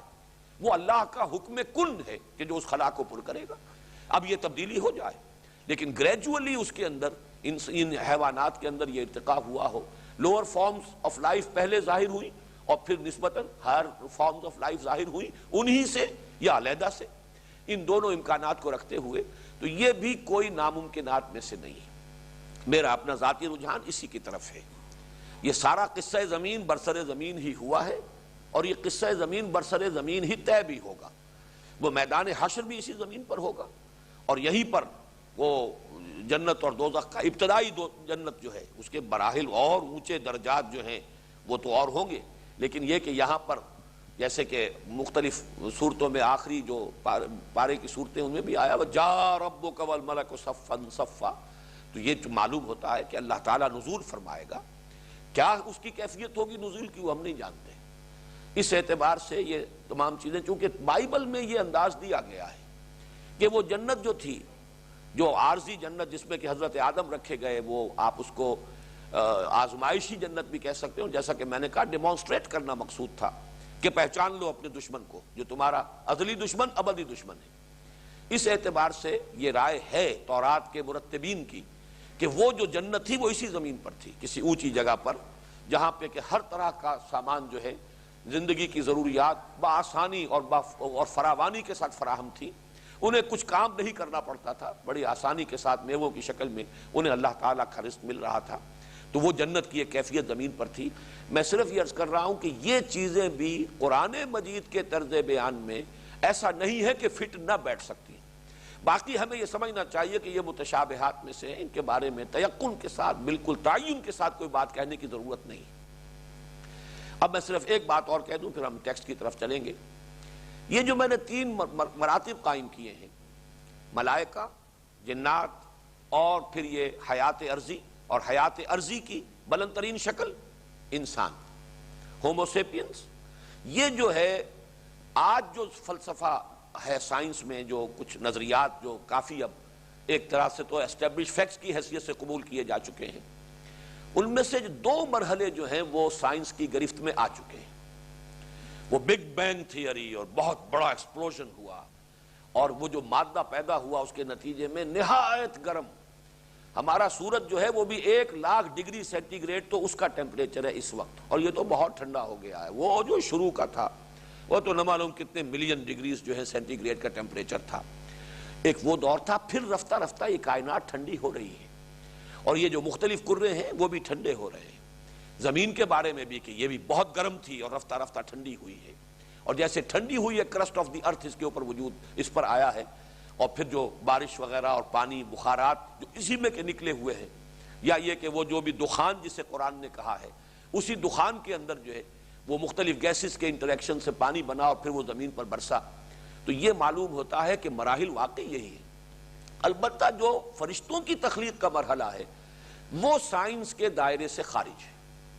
یہ وہ تکوین ہے عالم امر کی۔ ہماری فزیکل سائنس جو ہے وہ عالم خلق کو ایکسپلور کر سکتی ہے، عالم امر سے اسے کوئی سروکار نہیں۔ روح جو ہے، ملائکہ اور ارواح، یہ در حقیقت ارواح انسانیہ، یہ بھی نوٹ کر لیجئے کہ انسان کا مرکب وجود ہے، اس کی وہ روح جس کا کہ ذکر ہو چکا ہے پچھلے درس میں، وہ جو ہمیں پہلے پیدا کیا گیا تھا ارواح کی شکل میں، یہ بالکل ملائکہ کی ہم پلہ ہے، یہ نورانی ہے، نوری الاصل ہے۔ البتہ یہ کہ فرشتوں کے ساتھ یہ جو ارواح انسانیہ ہے یہ بھی پیدا کر دی گئی، اس کے بعد وہ ارواح انسانیہ کسی کولڈ سٹوریج میں رکھ دی گئی۔ اب جیسے جیسے اس عالم خلق میں ایک انسان کا حیولہ تیار ہوتا ہے رحم مادر میں، وہ روح اس کی لا کر اس کے ساتھ شامل کر دی جاتی ہے۔ تو انسان کا وجود مرکب وجود ہے، روح کے اعتبار سے وہ جنات سے بہت بالا ہے، لیکن یہ کہ محض اپنے مادی جسد کے اعتبار سے وہ جنات سے کمتر ہے، اس لیے کہ جنات کی تخلیق جو ہوئی ہے وہ نار سے ہوئی ہے، اور جبکہ یہ ہمارا مادی وجود جو ہے، جسدی وجود جو ہمارا ہے، یہ مٹی سے بنا ہے، یہ زمین کے اس کرسٹ آف دی ارتھ سے بنا ہے۔ اس اعتبار سے وہ پہلو ہمارا کمتر ہے جنات سے، جبکہ وہ جو ہماری ارواح ہیں وہ تو فرشتوں کے ہم پلہ، بلکہ ایک اعتبار سے ان سب سے بھی بالا تر ہے۔ اور یہی وہ نقطہ نوٹ کر لیجئے کہ ان میں جو روح سب سے اونچی ہے وہ روح محمدی ہے صلی اللہ علیہ وسلم، اور ان سے بالا تر کوئی ہستی نہیں، کوئی فرشتہ نہیں، کوئی وجود جو بھی ہے ذات باری تعالیٰ کے بعد جو بھی وجود ہے۔ صحیح کہا جس نے بھی کہا کہ بعد از خدا بزرگ تو ہی قصہ مختصر،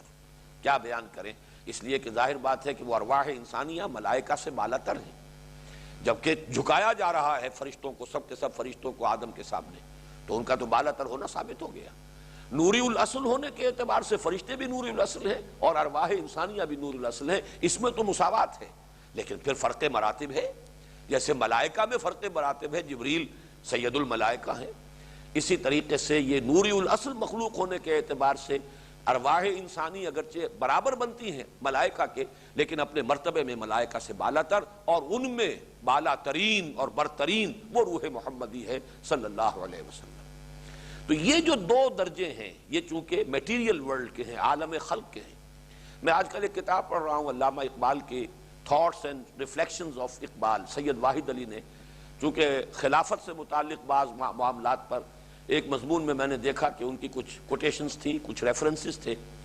تو میں بہت خوش ہوا یہ دیکھ کر کہ علامہ اقبال نے ویسے کسی انگریز مفکر کا قول نقل کیا ہے کہ ہماری زبان کی بڑی ہی تنگ دامانی ہے کہ کریشن کا صرف ایک لفظ ہے اور اس کو آگے اس کی درجہ بندی ہم نہیں کر سکتے۔ علامہ اقبال نے ریفر کیا ہے کہ واقعہ یہ ہے کہ عربی زبان اس اعتبار سے بہت رچ ہے کہ قرآن نے 2 اصطلاحات استعمال کی ہیں، عالم امر، عالم خلق۔ تو جو چیزیں میں بیان کرتا رہا ہوں ان دونوں کے حوالے سے علامہ اقبال کی تحریر کے اندر بھی وہ بات مجھے ملی ہے، خلق اور امر یہ دو عالم ہیں بالکل جدا. جو بھی یہ میٹیریل ورلڈ ہے، ورلڈ آف میٹر، وہ ہے عالم خلق، لیکن عالم امر اس سے ماورا ہے، بالا تر ہے. وہ ہماری فزیکل سائنس کی ریسرچ اور اس کی جو بھی دریافت ہے اس کے دائرے میں وہ آتا ہی نہیں. اس تک ہماری ان جو بھی ہمارے ذرائع ہیں علم کے، سائنٹیفک نالج کے، وہاں تک ان ذرائع کی رسائی نہیں ہے. تو ارواح انسانیہ اور ملائکہ ان کا تعلق عالم امر سے. یہی وجہ قرآن مجید میں ارواح کی تخلیق کا تذکرہ نہیں کیا، ملائکہ کی بھی تخلیق کا تذکرہ قرآن میں کہیں نہیں ہے. نفی تو کی گئی ہے کہ یہ کہتے ہیں کہ ان کو مؤنث بنایا اللہ نے، تو کیا یہ موجود تھے جب ہم نے ملائکہ کو بنایا؟ وہاں پر اگرچہ مجبوراً وہاں پہ پھر لفظ خلق آ گیا ہے، لیکن یہ کہ در حقیقت وہ عالم امر کی شے ہے، ارواح انسانیہ اور ملائکہ. عالم خلق میں یہ نار آ گیا اس لیے کہ ہمارا علم بھی اب تک وہیں تک پہنچا ہے. وہ بگ بینگ، اس سے پہلے کیا تھا اس کو انسانی علم جو ہے نہ جان سکا ہے نہ جان سکے گا. ہمارا علم تو وہیں بگ بینگ سے شروع ہوا ہے، اور وہ بگ بینگ جو ہے اس سے عالم خلق کا آغاز ہوا ہے، اور وہ تھا نہایت، یعنی جس کا کوئی تصور ہمارے لیے ممکن نہیں. آپ 1,00,000 سینٹی گریڈ کا تصور کیجئے ٹیمپریچر کا، وہ تو بہرحال ہمارے لیے تو ان امیجنیبل ہے. وہ تو سورج کا ہے غریب کا، یہ تو بہت ٹھنڈا ہو چکا ہے، اس کی تو اب کوئی حیثیت نہیں رہی. جو اصل اس وقت جو ٹیمپریچر تھا غالباً اگر میں بھول نہیں رہا ہوں تو وہ 15 ملین، یعنی جو بھی آج انہوں نے اندازے لگائے ہیں وہ یہ کہ 15 ملین ڈگری سینٹی گریڈ کا ٹیمپریچر تھا. وہ اس آگ سے ملائکہ کی تخلیق ہوئی ہے، اس جنات کی تخلیق ہوئی ہے. اس اعتبار سے جنات کا قریب تر ہونا ملائکہ سے وہ بھی سمجھ میں آ گیا. نور اور نار کا معاملہ قریب تر ہے. پھر ہم سے مقدم ہے وہ تخلیق میں.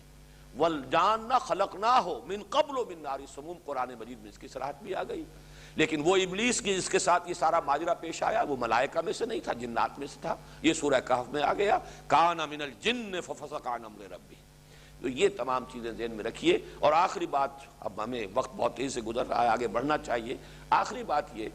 کہ اس سورت کے ان تمام مضامین کو آپ متشابہات کے کھاتے میں درج کر لیجئے. یہ کیسے ہوا ہے، کب ہوا ہے، بس اس کا جو نتیجہ نکلتا ہے اسے تو مضبوطی سے تھامنا ہے ہم نے. لیکن یہ کہ ہمارے تصور سے ماورا ہیں یہ باتیں جو ہوئی ہیں، اور ظاہر بات ہے استعاراتی انداز ہے، اس لیے کہ اللہ کا قول بھی ایسا نہیں ہے جیسے میں آپ سے کوئی بات کہہ رہا ہوں یا آپ ایک دوسرے سے کوئی بات کہیں. اللہ کا کلام، اس کی کیا شان ہوگی. اس قال ربک للملائکہ، اللہ نے کہا، کیسے کہا. بعض جگہوں پر قرآن مجید میں یہ وضاحت کی گئی ہے اللہ تعالیٰ جب کلام فرماتے ہیں تو اتنی دہشت ملائکہ پر طاری ہو جاتی ہے کہ بے ہوش ہو کر گر پڑتے ہیں. وہ تو اس کے بعد جو ہے ان میں سے جو بھی ملائکہ مقربین ہیں وہ کچھ سمجھتے ہیں بات کو. اس قدر اللہ تعالیٰ کی خشیت اور اس وقت دہشت کی کیفیت ہوتی ہے. ماذا قال ربکم، پھر وہ ایک دوسرے سے پوچھتے کیا فرمایا پروردگار نے. قال الحق، وہ کہیں گے کہ حق کہا، جو کچھ کہا. تو معلوم یہ ہوا کہ اس کو اس طریقے سے نہ سمجھیے، یا جیسے حضرت آدم کو سجدہ کرایا گیا تو جیسے کوئی دربار لگا ہوا ہے اور وہ دربار میں وہ سامنے دیکھ رہے ہیں کہ آدم تشریف فرما ہے اور فرشتے سب جھک گئے. اس کو اس طریقے سے کہیں آپ کو اپنے ذہن میں اس کا خاکہ، اس کی تصویر، وہ انسانی جو واقعات جیسے ہوتے ہیں ہمارے مشاہدے اور تجربے کے، اس طرح کا کوئی نقشہ اپنے ذہن میں نہ بنا لے. یہ سب وہ استعاراتی کلام ہے. ہوا ہے یہ اسی انداز میں ہوا ہے، لیکن کیسے ہوا ہے اس کو ہم نہیں سمجھ سکتے. اور جو کچھ کہ اس سے نتیجہ نکالنا ہے بس وہ ہے اصل شے. اس کا محکم حصہ، اس کا شہد جو آپ نے نکال لینا ہے وہ اس کا نتیجہ ہے. اور وہ نتیجہ کیا ہے؟ پہلے حصے کے نتیجے دو ہیں. آدم کا مقام خلیفۃ اللہ فی الارض. نمبر دو، اس خلافت کی اصل بنیاد علم الاسماء ہے جو آدم کو دے دیا گیا. فرمایا وَإِذْ قَالَ رَبُّكَ لِلْمَلَائِكَةِ إِنِّي جَاعِلٌ فِي الْأَرْضِ خَلِيفَةً. اور یاد کرو جب کہ کہا تھا آپ کے رب نے فرشتوں سے میں بنانے والا ہوں زمین میں خلیفہ. اب اس خلیفہ کے لفظ پر بڑی بحث ہوئی ہے. ویسے تو لفظ خلف پیچھے آنے والا خلیفہ، جانشین خلیفہ ہوتا ہے، لیکن یہ کہ اس کا استعمال جو ہے کثرت کے ساتھ وہ نائب کے لیے، جو بھی کوئی نیابت کسی کی طرف سے کسی کو دے دی جائے، اور وہ اس وجہ سے بھی ہو سکتی ہے کہ کوئی شخص جو ہے، کوئی ہستی، اس کا انتقال ہو جائے تو اس کی جگہ پر نائب آ جائے گا، جانشین آ جائے گا، وہ خلیفہ ہوگا. یا فرض کیجئے کسی وجہ سے وہ معذور ہو جائے اور اپنی زندگی ہی میں کسی کو اپنا خلیفہ نامزد کر دے. لیکن ایک سبب جس پر ہمارے مفسرین کا اجماع ہے وہ یہ ہے کہ یہ ظاہر بات ہے نہ اللہ تعالیٰ کے غائب ہونے کی وجہ سے ہے، نہ معاذ اللہ اللہ کو موت آئی نہ آئے گی، حی و قیوم ہے، وہ لا یموت، اس کو موت اس پر وارد ہونے والی نہیں ہے۔ پھر معاذ اللہ کوئی عجز نہیں ہے، پھر یہ کہ وہ کہیں غائب نہیں ہے، ہر آن ہر جگہ موجود ہے۔ لیکن یہ ہے کہ کسی ہستی کے مقام اور مرتبے کے اظہار کے لیے بھی اس کے لیے لفظ خلیفہ استعمال ہوتا ہے، اور آدم کے اور ذریت آدم کے خلیفہ قرار دیے جانے کا جو اصل مطلب ہے وہ یہ ہے کہ اللہ تعالیٰ نے اگرچہ غائب نہیں ہے، وہ حاضر ہے ہر جگہ، ہوا معکم اینما کنتم، لیکن اس نے ایک پردہ غیب حائل کر دیا ہے۔ اس پردہ غیب کے ادھر انسان کو اس نے خلافت عطا فرمائی ہے، اسے نیابت دی ہے، اسے اختیار دیا ہے، اس کو کچھ آٹونومی دی ہے، اور یہ ہے در حقیقت آدم کا وہ مقام اور ذریت آدم کا کہ جو مخصوص ہے اس کے ساتھ۔ تو اس میں دو بحثیں ہیں کہ جب کہا اللہ تعالیٰ نے انی جاعل فی الارض خلیفہ، تو اس سے مراد کیا ہے؟ آیا آدم یا ذریت آدم؟ ایک رائے یہ کہ مراد ہے ذریت آدم، نسل آدم، شخص آدم نہیں، اس لیے کہ یہاں پر لفظ آدم کا تذکرہ نہیں ہے، وہ تو آگے آئے گا، وَعَلَّمَ آدَمَ الْأَسْمَاءَ كُلَّهَا، یہاں پہ خلیفہ کا لفظ مجرد آیا ہے۔ لیکن اس میں اکثریت کی رائے یہ کہ مراد حضرت آدم ہے شخصاً۔ اس سے آگے بات یہ کہ خلافت کس معنی میں ہے، یہ رائے آج کل بھی بعض لوگ پیش کر رہے ہیں، اور چونکہ ہمارے بزرگوں میں سے اور بڑی شخصیتوں میں سے امام ابن تیمیہ رحمۃ اللہ علیہ کی یہ رائے ہے، لہٰذا ہمارے ہاں اہل علم کا بھی ایک حلقہ ہے، اگرچہ بعض لوگوں نے تو محض یہ جو خلافت کا لفظ ہم نے استعمال کیا ہے تو اس کی تغلیط میں اور اس کی مخالفت میں وہ بات پیش کی ہے کہ اللہ تعالیٰ کی خلافت کا کیا سوال، اللہ تعالیٰ تو خود موجود ہے ہر جگہ پر، ہر آن، اس کو تو کوئی معاذ اللہ نہ موت آئی ہے نہ موت آئے گی، پھر خلافت کا کیا سوال؟ تو آدم یا ذریت آدم کے خلیفۃ اللہ ہونے کا تصور ہی گویا کہ ان کے نزدیک غلط ہے، بلکہ وہ تو یہاں تک بھی الفاظ استعمال کر دیتے کہ تو شرک اور کفر ہے، اللہ کا خلیفہ سے مانی دارت۔ لیکن یہ کہ اچھی طرح نوٹ کر لیجئے کہ قرآن مجید کی تفسیر میں جب اس طرح کے معاملات میں ہمیں سلف کی طرف بھی رجوع کرنا ہے، اور ظاہر بات ہے کہ صحابہ کرام سے بڑھ کر ان چیزوں کا جاننے والا اور کوئی نہیں ہے، یہ کوئی مادی علوم نہیں ہے، بلکہ یہ تو وہ حقائق ہے کہ جو حقائق بذریعہ وحی ہی معلوم ہو سکتے ہیں، اور اس کا منبع اور سرچشمہ تو ذات محمد ہی رہے گی صلی اللہ علیہ وسلم، اور ذات محمدی سے براہ راست اور اولاً اکتساب کرنے والے صحابہ کرام ہی۔ البتہ صحابہ کرام میں بھی جو اقوال منقول ہوئے ہیں اس میں دو رائے موجود ہیں۔ اکثریت کی رائے یہ ہے کہ یہ خلیفۃ اللہ، میں اپنا خلیفہ بنانے والا ہوں زمین میں، اگرچہ یہاں صراحت نہیں ہے، انی جاعل فی الارض خلیفہ، میں زمین میں ایک خلیفہ بنانے والا ہوں، میں نے فیصلہ کر لیا ہے کہ زمین میں ایک خلیفہ بناؤں۔ یہ جاعل کا لفظ جب آتا ہے عربی زبان میں، فاعل، اس میں فاعل ہے یہ جاعل، اس میں ایک عزیمت ہوتی ہے، پختہ ارادہ، فیصلہ، وہ اس لیے میں نے یہ ترجمے میں لفظ کا اضافہ کیا، میں نے فیصلہ کر لیا ہے کہ زمین میں ایک خلیفہ بناؤں۔ لیکن یہ کہ اپنا خلیفہ بناؤں یا کسی اور کا خلیفہ بناؤں، اس کا امکان جہاں تک متن کا تعلق ہے آیت کے، وہ دونوں امکانات موجود ہیں۔ چنانچہ ہمیں سلف میں بھی یہ دونوں قول مل جاتے ہیں۔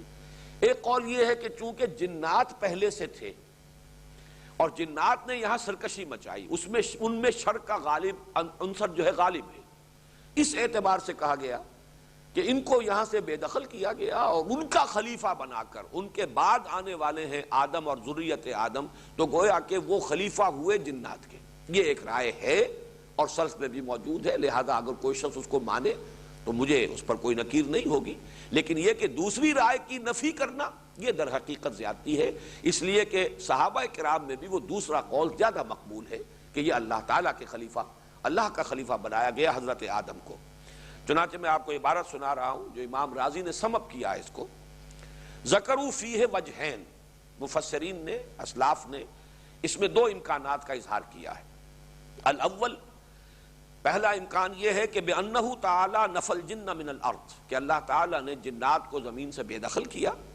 وَأَسْكَنَ آدَمَ الْأَرْضَ فَكَانَ آدَمُ خَلِيفَةً لِأُولَٰئِكَ الْجِنِّ الَّذِينَ تَقَدَّمُوهُ، تو پھر اللہ تعالیٰ نے اس کے بعد حضرت آدم کو یہاں کا چارج دیا، تو حضرت آدم گویا کہ جنات کے خلیفہ ہوئے کہ جو ان سے پہلے یہاں پر انچارج تھے۔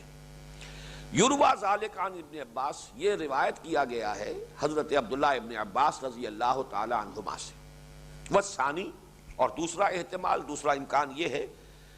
انما سماہ اللہ خلیفۃ لانہ یخلف اللہ فی الحکم بین المکلفین من خلقہ، اللہ تعالیٰ نے نام دیا ہے خلیفہ کا حضرت آدم کو اس لیے کہ وہ اللہ کا خلیفہ، اللہ تعالیٰ کے نائب کی حیثیت سے کام کرے گا زمین میں، اللہ تعالیٰ کی مخلوقات کے مابین حکم کرنے میں۔ وَهُوَ الْمَرْوِي مِنْ ابن عباس وابن مسعود، اور یہ دوسرا قول جو ہے ابن عباس سے بھی مروی ہے اور ابن مسعود سے بھی، عبداللہ ابن مسعود سے بھی، یعنی حضرت عبداللہ ابن عباس سے دونوں قول مروی ہو گئے۔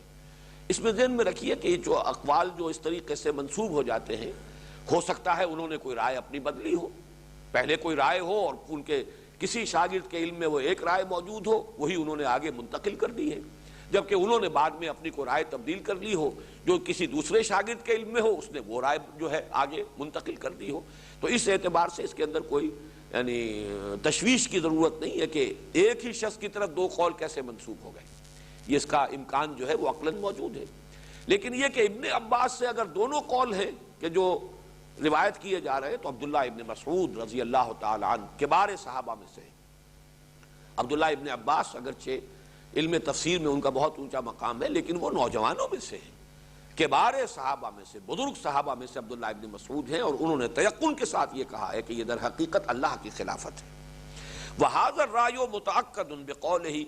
إِنَّا جَعَلْنَاكَ خَلِيفَةً فِي الْأَرْضِ فَاحْكُم بَيْنَ النَّاسِ بِالْحَقِّ، یہ امام راضی اب کہہ رہے ہیں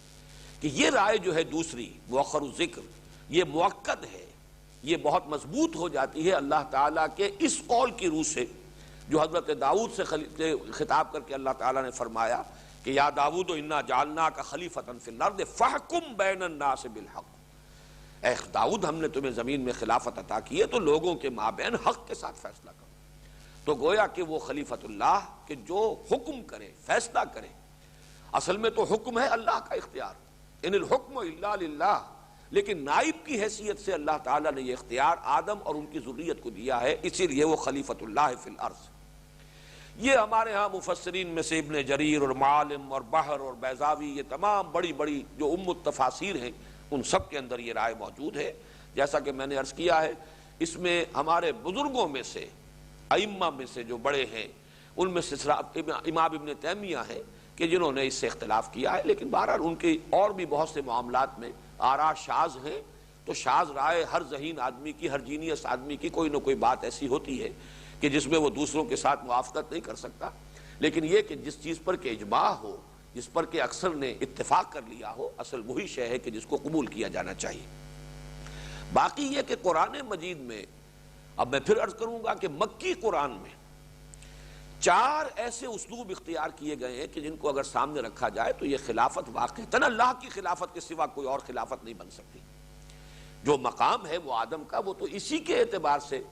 جو ہے اجاگر ہو کر سامنے آتا ہے، وہ مقام جو قرآن مجید آگے چل کر آ جائے گا کہ تمام فرشتوں کو سجدہ کرایا آدم کے سامنے۔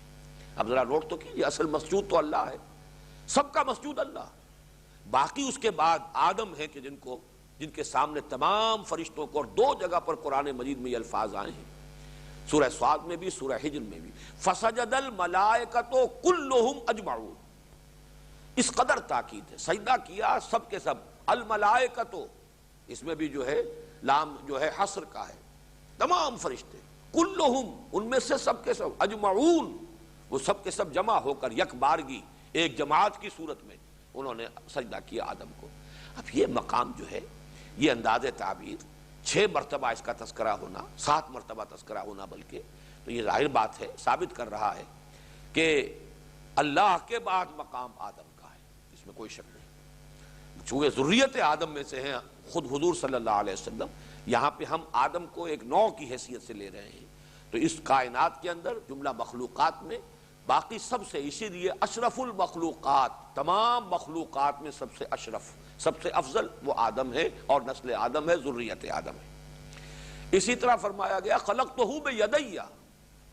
میں نے اس آدم کو بنایا اپنے دونوں ہاتھوں سے، اور اس کی تعبیر اس کے سوا کوئی نہیں ہو سکتی، ورنہ اللہ تعالیٰ کے ایسے کوئی 2 ہاتھ نہیں ہے۔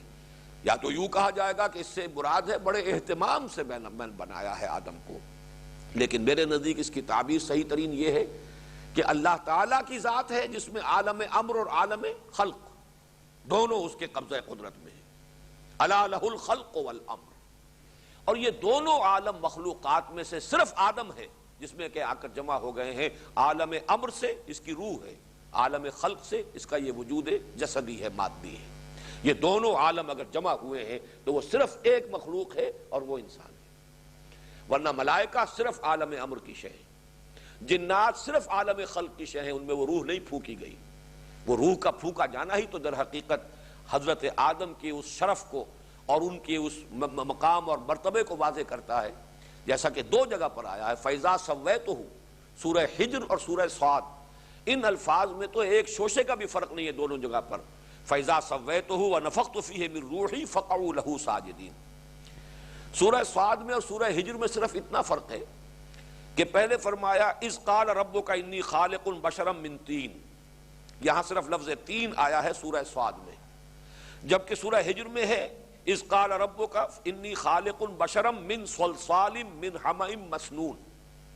اس آیت میں تو تین اور صلصال من حمإ مسنون کا فرق ہے، آگے دو آیتیں بالکل وہی ہیں جو رپیٹ ہوئی ہیں، فَإِذَا سَوَّيْتُهُ وَنَفَخْتُ فِيهِ مِن رُوحِي فَقَعُوا لَهُ سَاجِدِينَ فَسَجَدَ الْمَلَائِكَةُ كُلُّهُمْ أَجْمَعُونَ۔ فرشتوں نے سب کے سب نے سجدہ کیا۔ اب ظاہر بات ہے اس کے ساتھ تو یہی مناسبت رکھنے والی شے ہے، خَلَقْتُهُ بِيَدَيَّ، جسے میں نے اپنے دونوں ہاتھوں سے بنایا۔ عالم خلق عالم امر دونوں جمع ہو گئے اس ہستی کے اندر۔ اسی طریقے سے وَلَقَدْ كَرَّمْنَا بَنِي آدَمَ وَحَمَلْنَاهُمْ فِي الْبَرِّ وَالْبَحْرِ وَرَزَقْنَاهُمْ مِنَ الطَّيِّبَاتِ وَفَضَّلْنَاهُمْ عَلَى كَثِيرٍ مِّمَّنْ خَلَقْنَا تَفْضِيلًا۔ اور یہ نوٹ کیجئے سورہ بنی اسرائیل میں جو میں نے بتایا کہ چھٹے رکوع میں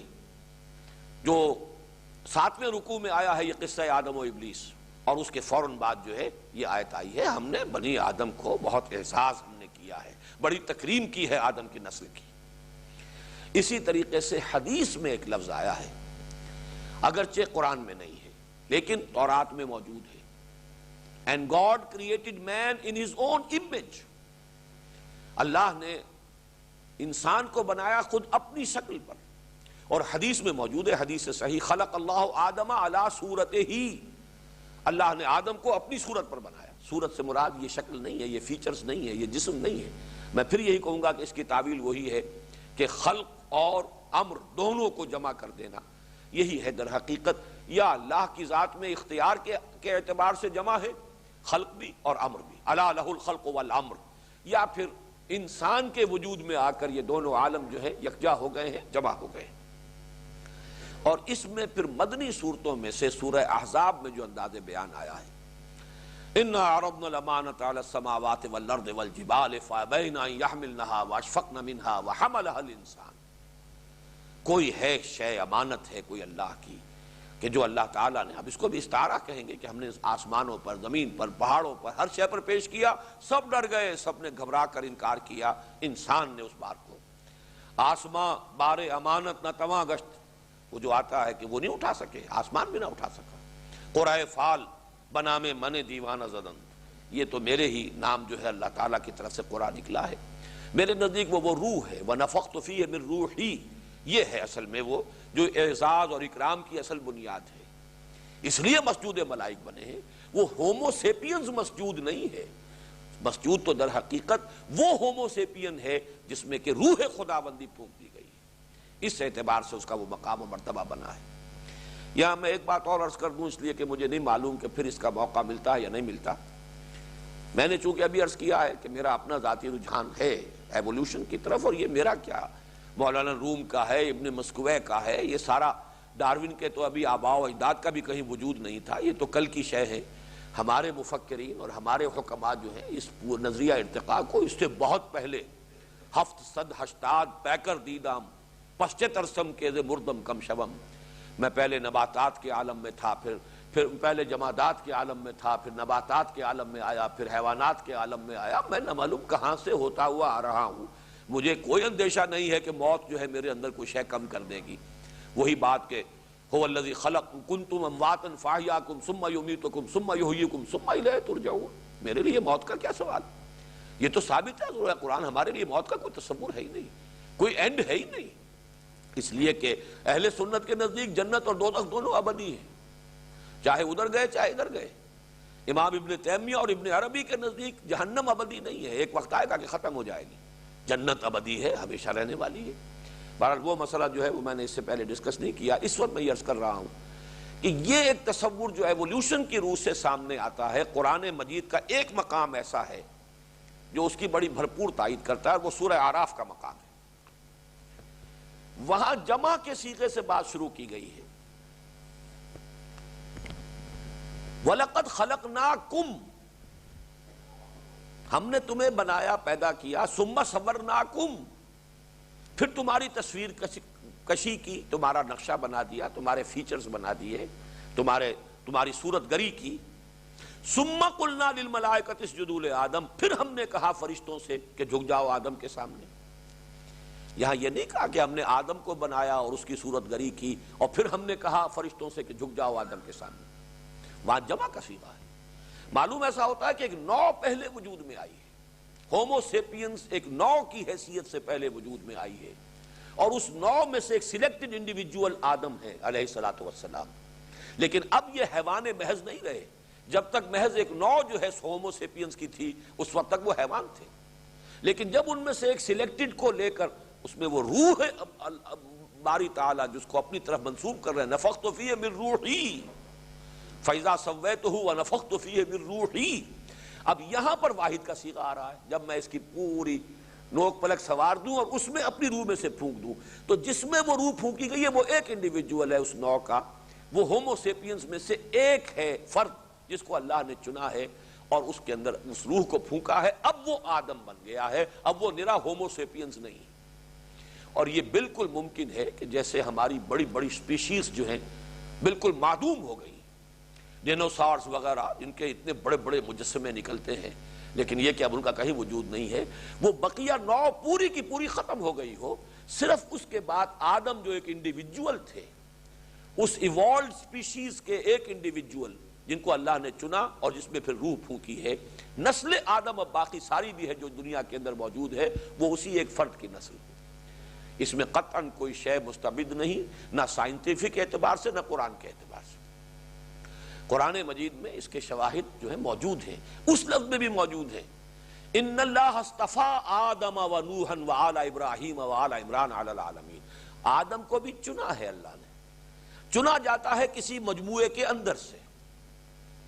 کسی کوئی مجموعہ ہے آپ چن لیتے ہیں، جیسے میں کہا کرتا ہوں استفاء اور اجتباء کا فرق جو ہے کہ کوئی گلاب کا پودا ہے اس میں 10 پھول لگے ہوئے ہیں، کسی کا دستے ہنائی اس میں سے ایک پھول کو چن لیتا، یہ چننا ہے، باقی 10 بھی پھول گلابی کے تھے لیکن ایک چن لیا ہے، یہ اس کی قسمت ہے جس کو چن لیا ہے کسی کے دستے ہنائی نے۔ تو یہ ہے استفاء، پسند کر لینا، چن لینا۔ تو یہ در حقیقت استفاء کا لفظ جو ہے حضرت آدم پر بھی اس کا اطلاق ہوا ہے، ان اللہ اصطفیٰ آدم ونوحا وآل ابراہیم وآل عمران علی العالمین۔ ظاہر بات ہے کہ اگر آل ابراہیم کو چنا ہے تو پوری نوع انسانی میں سے چنا ہے، نوع انسانی تھی، پوری نسلیں تھیں، ان میں سے آل ابراہیم چنے گئے ہیں۔ تو اسی طریقے سے عین ممکن ہے، میں یہ سارے امکانات کے درجے میں رکھ رہا ہوں، لیکن میں یہ بتا دینا چاہتا ہوں کہ یہ تصورات کمپیٹیبل ہیں، یہ ریکنسائل کرتے ہیں قرآن کے بیان کے ساتھ، ایسا نہیں ہے کہ ریکنسائل نہ کر سکتے ہو۔ باقی کسی کا تصور یہ ہو کہ مٹی سے ہی ایک مجسمہ بنا کر پھونک ماری گئی، یا یہ کہ وہ مٹی آسمان پر لے جائی گئی اور وہاں سے پھر ان کو نیچے اتارا گیا، تو اس میں بھی کوئی بات، جو شخص یہ مانتا ہے وہ بھی خلاف قرآن میں اسے نہیں کہوں گا، قرآن مجید میں اس کا بھی امکان موجود ہے۔ اور یہی در حقیقت قرآن مجید کے اعجاز کا بہت اہم پہلو ہے، ایک عام آدمی کی ذہنی سطح پر بھی اصل بات تو یہ بتانی اللہ نے بنایا، خالق وہ ہے، یہ بات ہے جو سمجھانی ہے ہر ایک کو، ایک خالق ہے، اس نے تمہیں بنایا، وہ تمہارا مالک ہے اور تمہیں اس کے پاس واپس بھی جانا ہے، انا للہ و انا الیہ راجعون، اصل بات تو یہ بتانی ہے۔ باقی کیسے بنایا، کن مراحل میں سے بنایا، کن مدارج میں سے بنایا، کس شے سے بنایا، اب اس میں جو وسعت ہے قرآن کی، کہ صرف تراب نہیں کہا، کہ یہ بھی کہا جا سکتا ہے، بہت ٹیکسنگ کر رہا ہے قرآن، ذہن پر بوجھ ڈال رہا ہے، من صلصال من حمأ مسنون، اتنے ثقیل الفاظ، اور یہ سورہ ہجر میں 3 دفعہ آئے ہیں، یہ پوری کی پوری ترکیب جو کہ تو من صلصال من حمأ مسنون۔ تو یہ جو ہے آخر اس میں کوئی حکمت ہے، اس میں اشارے ہیں اہل علم کے لیے، اسی میں وہ بات چیز مضمر ہے کہ جب تمہارا علم بڑھے گا، جب تم سمجھو گے ان چیزوں کو، تب تم پر یہ حقیقت اور مبرہن ہو جائے گی، سنوریہم آیاتنا فی الآفاق وفی انفسہم حتی یتبین لہم انہ الحق۔ ہم انہیں اپنی نشانیاں دکھائیں گے آسمانوں میں اور زمین میں، یہاں تک کہ یہ حقیقت ان پر بالکل منکشف ہو جائے گی۔ آسمانوں میں، زمین میں، ان کی اپنی جانوں میں نشانیاں دکھائیں گے کہ یہ بات مبرہن ہو جائے گی، یہ قرآن حق ہے، سرتا سر حق ہے، اس کے اندر جو کچھ اللہ نے ہمیں بتایا ہے وہ سب کا سب صحیح ہے، درست ہے۔ تو یہ اس اعتبار سے یہ جو آج تو ہم صرف ایک ہی آیت تک رہ گئے، اس لیے کہ اس میں بہرحال یہ تمہیدی مضامین ہو گئے۔ وَإِذْ قَالَ رَبُّكَ لِلْمَلَائِكَةِ إِنِّي جَاعِلٌ فِي الْأَرْضِ خلیفہ، اور یاد کرو جب کہ کہا تھا آپ کے رب نے فرشتوں سے میں بنانے والا ہوں، میں فیصلہ کر چکا ہوں زمین میں ایک نائب یا ایک خلیفہ بنانے کا۔ قَالُوا أَتَجْعَلُ فِيهَا مَن يُفْسِدُ فِيهَا وَيَسْفِكُ الدِّمَاءَ، انہوں نے کہا کہ پروردگار کیا تو اس میں بنائے گا اس کو جو اس میں فساد مچائے گا اور خون ریزی کرے گا، وَنَحْنُ نُسَبِّحُ بِحَمْدِكَ وَنُقَدِّسُ لَكَ، جبکہ ہم آپ کی تسبیح میں لگے ہوئے ہیں، آپ کی حمد کے ساتھ، اور تقدیس کر رہے ہیں آپ کی۔ قَالَ إِنِّي أَعْلَمُ مَا لَا تَعْلَمُونَ، اللہ نے فرمایا میں جانتا ہوں جو تم نہیں جانتے۔ اب اس میں ایک سوال تو یہ پیدا ہوتا ہے کہ فرشتوں کو کیسے یہ معلوم ہوا کہ آدم یا اس کی ذریت جو ہے زمین کے اندر فساد کرے گی؟ جس کا سیدھا سا جواب بالکل تشفی بخش وہ یہ ہے کہ خلیفہ کے لفظ میں یہ شے مضمر ہے کہ اسے آٹونومی دی جائے گی۔ آٹونومی ہوگی جہاں اختیار ہے اس کے غلط ہونے کا اور غلط استعمال ہونے کا امکان موجود ہے۔ جہاں اختیار نہیں ہے، فرشتے جو ہیں وہ تو جو حکم ہے وہی کرتے ہیں، کوئی اختیار نہیں، they have no choice۔ اہل سنت کا مجمع علیہ عقیدہ یہی ہے، لہذا کوئی فساد کا سوال نہیں۔ لیکن جہاں آٹونومی ہوگی، جہاں چوائس ہوگا، جہاں اختیار ہوگا، جہاں اس کے صحیح استعمال ہونے کا امکان ہے وہاں غلط استعمال ہونے کا بھی امکان ہے۔ authority tends to corrupt and absolute authority corrupts absolutely۔ تو یہاں بہرحال ایبسولوٹ اتھارٹی کا تصور تو نہیں تھا، پھر بھی اتھارٹی تو ہے نا کچھ، اور انہوں نے فوریزی بھی کی اور فساد بھی مچایا، تو انہی پر قیاس کرتے ہوئے فرشتوں نے کہا کہ یہ اگر اس کو خلافت دی جائے گی اور اسے وہ اختیار دیا جائے گا، وہ آٹونومی ہوگی، تو یہ فساد بھی زمین میں مچائے گا اور خوریزی کرے گا۔ وَنَحْنُ نُسَبِّحُ بِحَمْدِكَ وَنُقَدِّسُ لَكَ، واو یہاں پر واو حالیہ ہے، درا حالے کے ہمیں کوئی ضرورت محسوس نہیں ہو رہی پروردگار ہمیں یہ بتایا جائے کہ آخر ضرورت کیا ہے کسی کو خلیفہ بنانے کی، جبکہ حال یہ ہے درا حالے کے ہم آپ کی تسبیح میں لگے ہوئے حمد کے ساتھ اور آپ کی تقدیس کر رہے ہیں۔ یہ دو الفاظ یہاں جمع ہو کر آئیں، تسبیح و تقدیس، ان کو سمجھ لیجئے۔ اگرچہ پاکی بیان کرنا، پاکی بولنا، ان دونوں کا ایک لفظ میں ترجمہ کیا جائے تو یہی ہے، لیکن تسبیح کا لفظ بنا ہے سبح سے، سبح کے معنی تیرنا۔ کوئی شے تیزی کے ساتھ حرکت کرے، اگر وہ پانی میں تیزی سے حرکت کر رہی ہے تو ڈوبے گی نہیں، سطح پر برقرار رہے گی۔ اگر وہ ہوا میں تیزی سے، خلا میں تیزی سے حرکت کر رہی ہے تو اپنے مدار پر اور اپنی سطح پر برقرار رہے گی۔ تو اس کے اندر ایک حرکت، تیزی کے ساتھ، گرم جوشی کے ساتھ، یہ جو ہے سرگرم ہونا، یہ اس لفظ کے اندر موجود ہے۔ کسی کے حکم کی بجا آوری میں سرگرمی دکھانا، اور اس درجے کہ اس کا ہر حکم جو ہے اس کے لیے واجب الاطاعت ہو جائے، تو تسبیح کا یہ اصل مفہوم ہے جو تقدیس سے اسے علیحدہ کرتا ہے۔ تقدیس کا مفہوم اعتقاد کے اعتبار سے زبانی طور پر اور اقرار کے درجے میں کسی کی بڑائی، کسی کی بزرگی، کسی کا ہر نقص سے، عیب سے پاک ہونا، یہ تقدیس ہے۔ اس میں اعتقاد اور نظری اور فکری ایلیمنٹ زیادہ ہے۔ تسبیح اپنے عمل سے، اپنے رویے سے ظاہر ہو جائے کہ یہ اس کی بزرگی، اس کی عظمت اور اس کے اختیار اور اس کے اقتدار اور اس کی عظمت کے سامنے اپنے آپ کو جھکائے ہوئے ہے، تو معلوم یہ ہوا کہ ہم آپ کے تمام فرامین، احکام، آپ کی تمام مشیتوں، آپ کے تمام ارادوں، جو بھی آپ کا حکم ہے، ان کو بجا لا رہے ہیں پوری سرگرمی کے ساتھ اور آپ کے حمد کے ساتھ، شکر ادا کرتے ہوئے۔ یہ بڑا پیارا یہاں پر ہے نسبح بحمدک، اس لیے کہ گویا کہ ہم شکر ادا کر رہے ہیں کہ ہمیں آپ کے احکام کو بجا لانے کا موقع ملا۔ منت منہ کی خدمت سلطان ہمی کنی، منت شناس ازو کہ بخدمت میں داشتت، ہم تو آپ کا شکر ادا کرتے ہوئے، آپ کا احسان مانتے ہوئے، آپ کی حمد کے ترانے الاپتے ہوئے، آپ کے احکام کی بجاوری میں پوری طرح سرگرم ہیں، اور جو بھی آپ کی تسبیح و تقدیس ہے اس کا حق ادا کر رہے ہیں، تو کوئی ضرورت کا احساس نہیں ہو رہا کہ جس کی وجہ سے خلافت دی جا رہی ہو اور کسی کو خلیفہ مقرر اور معین کیا جائے۔ فرمایا انی اعلم ما لا تعلمون، میں جانتا ہوں جو تم نہیں جانتے۔ اب اس کی مزید شرح جو ہے وہ آگے ہوگی انشاءاللہ کل۔ بارک اللہ لی ولکم فی القرآن العظیم ونفعنی وإیاکم بالآیات والذکر الحکیم۔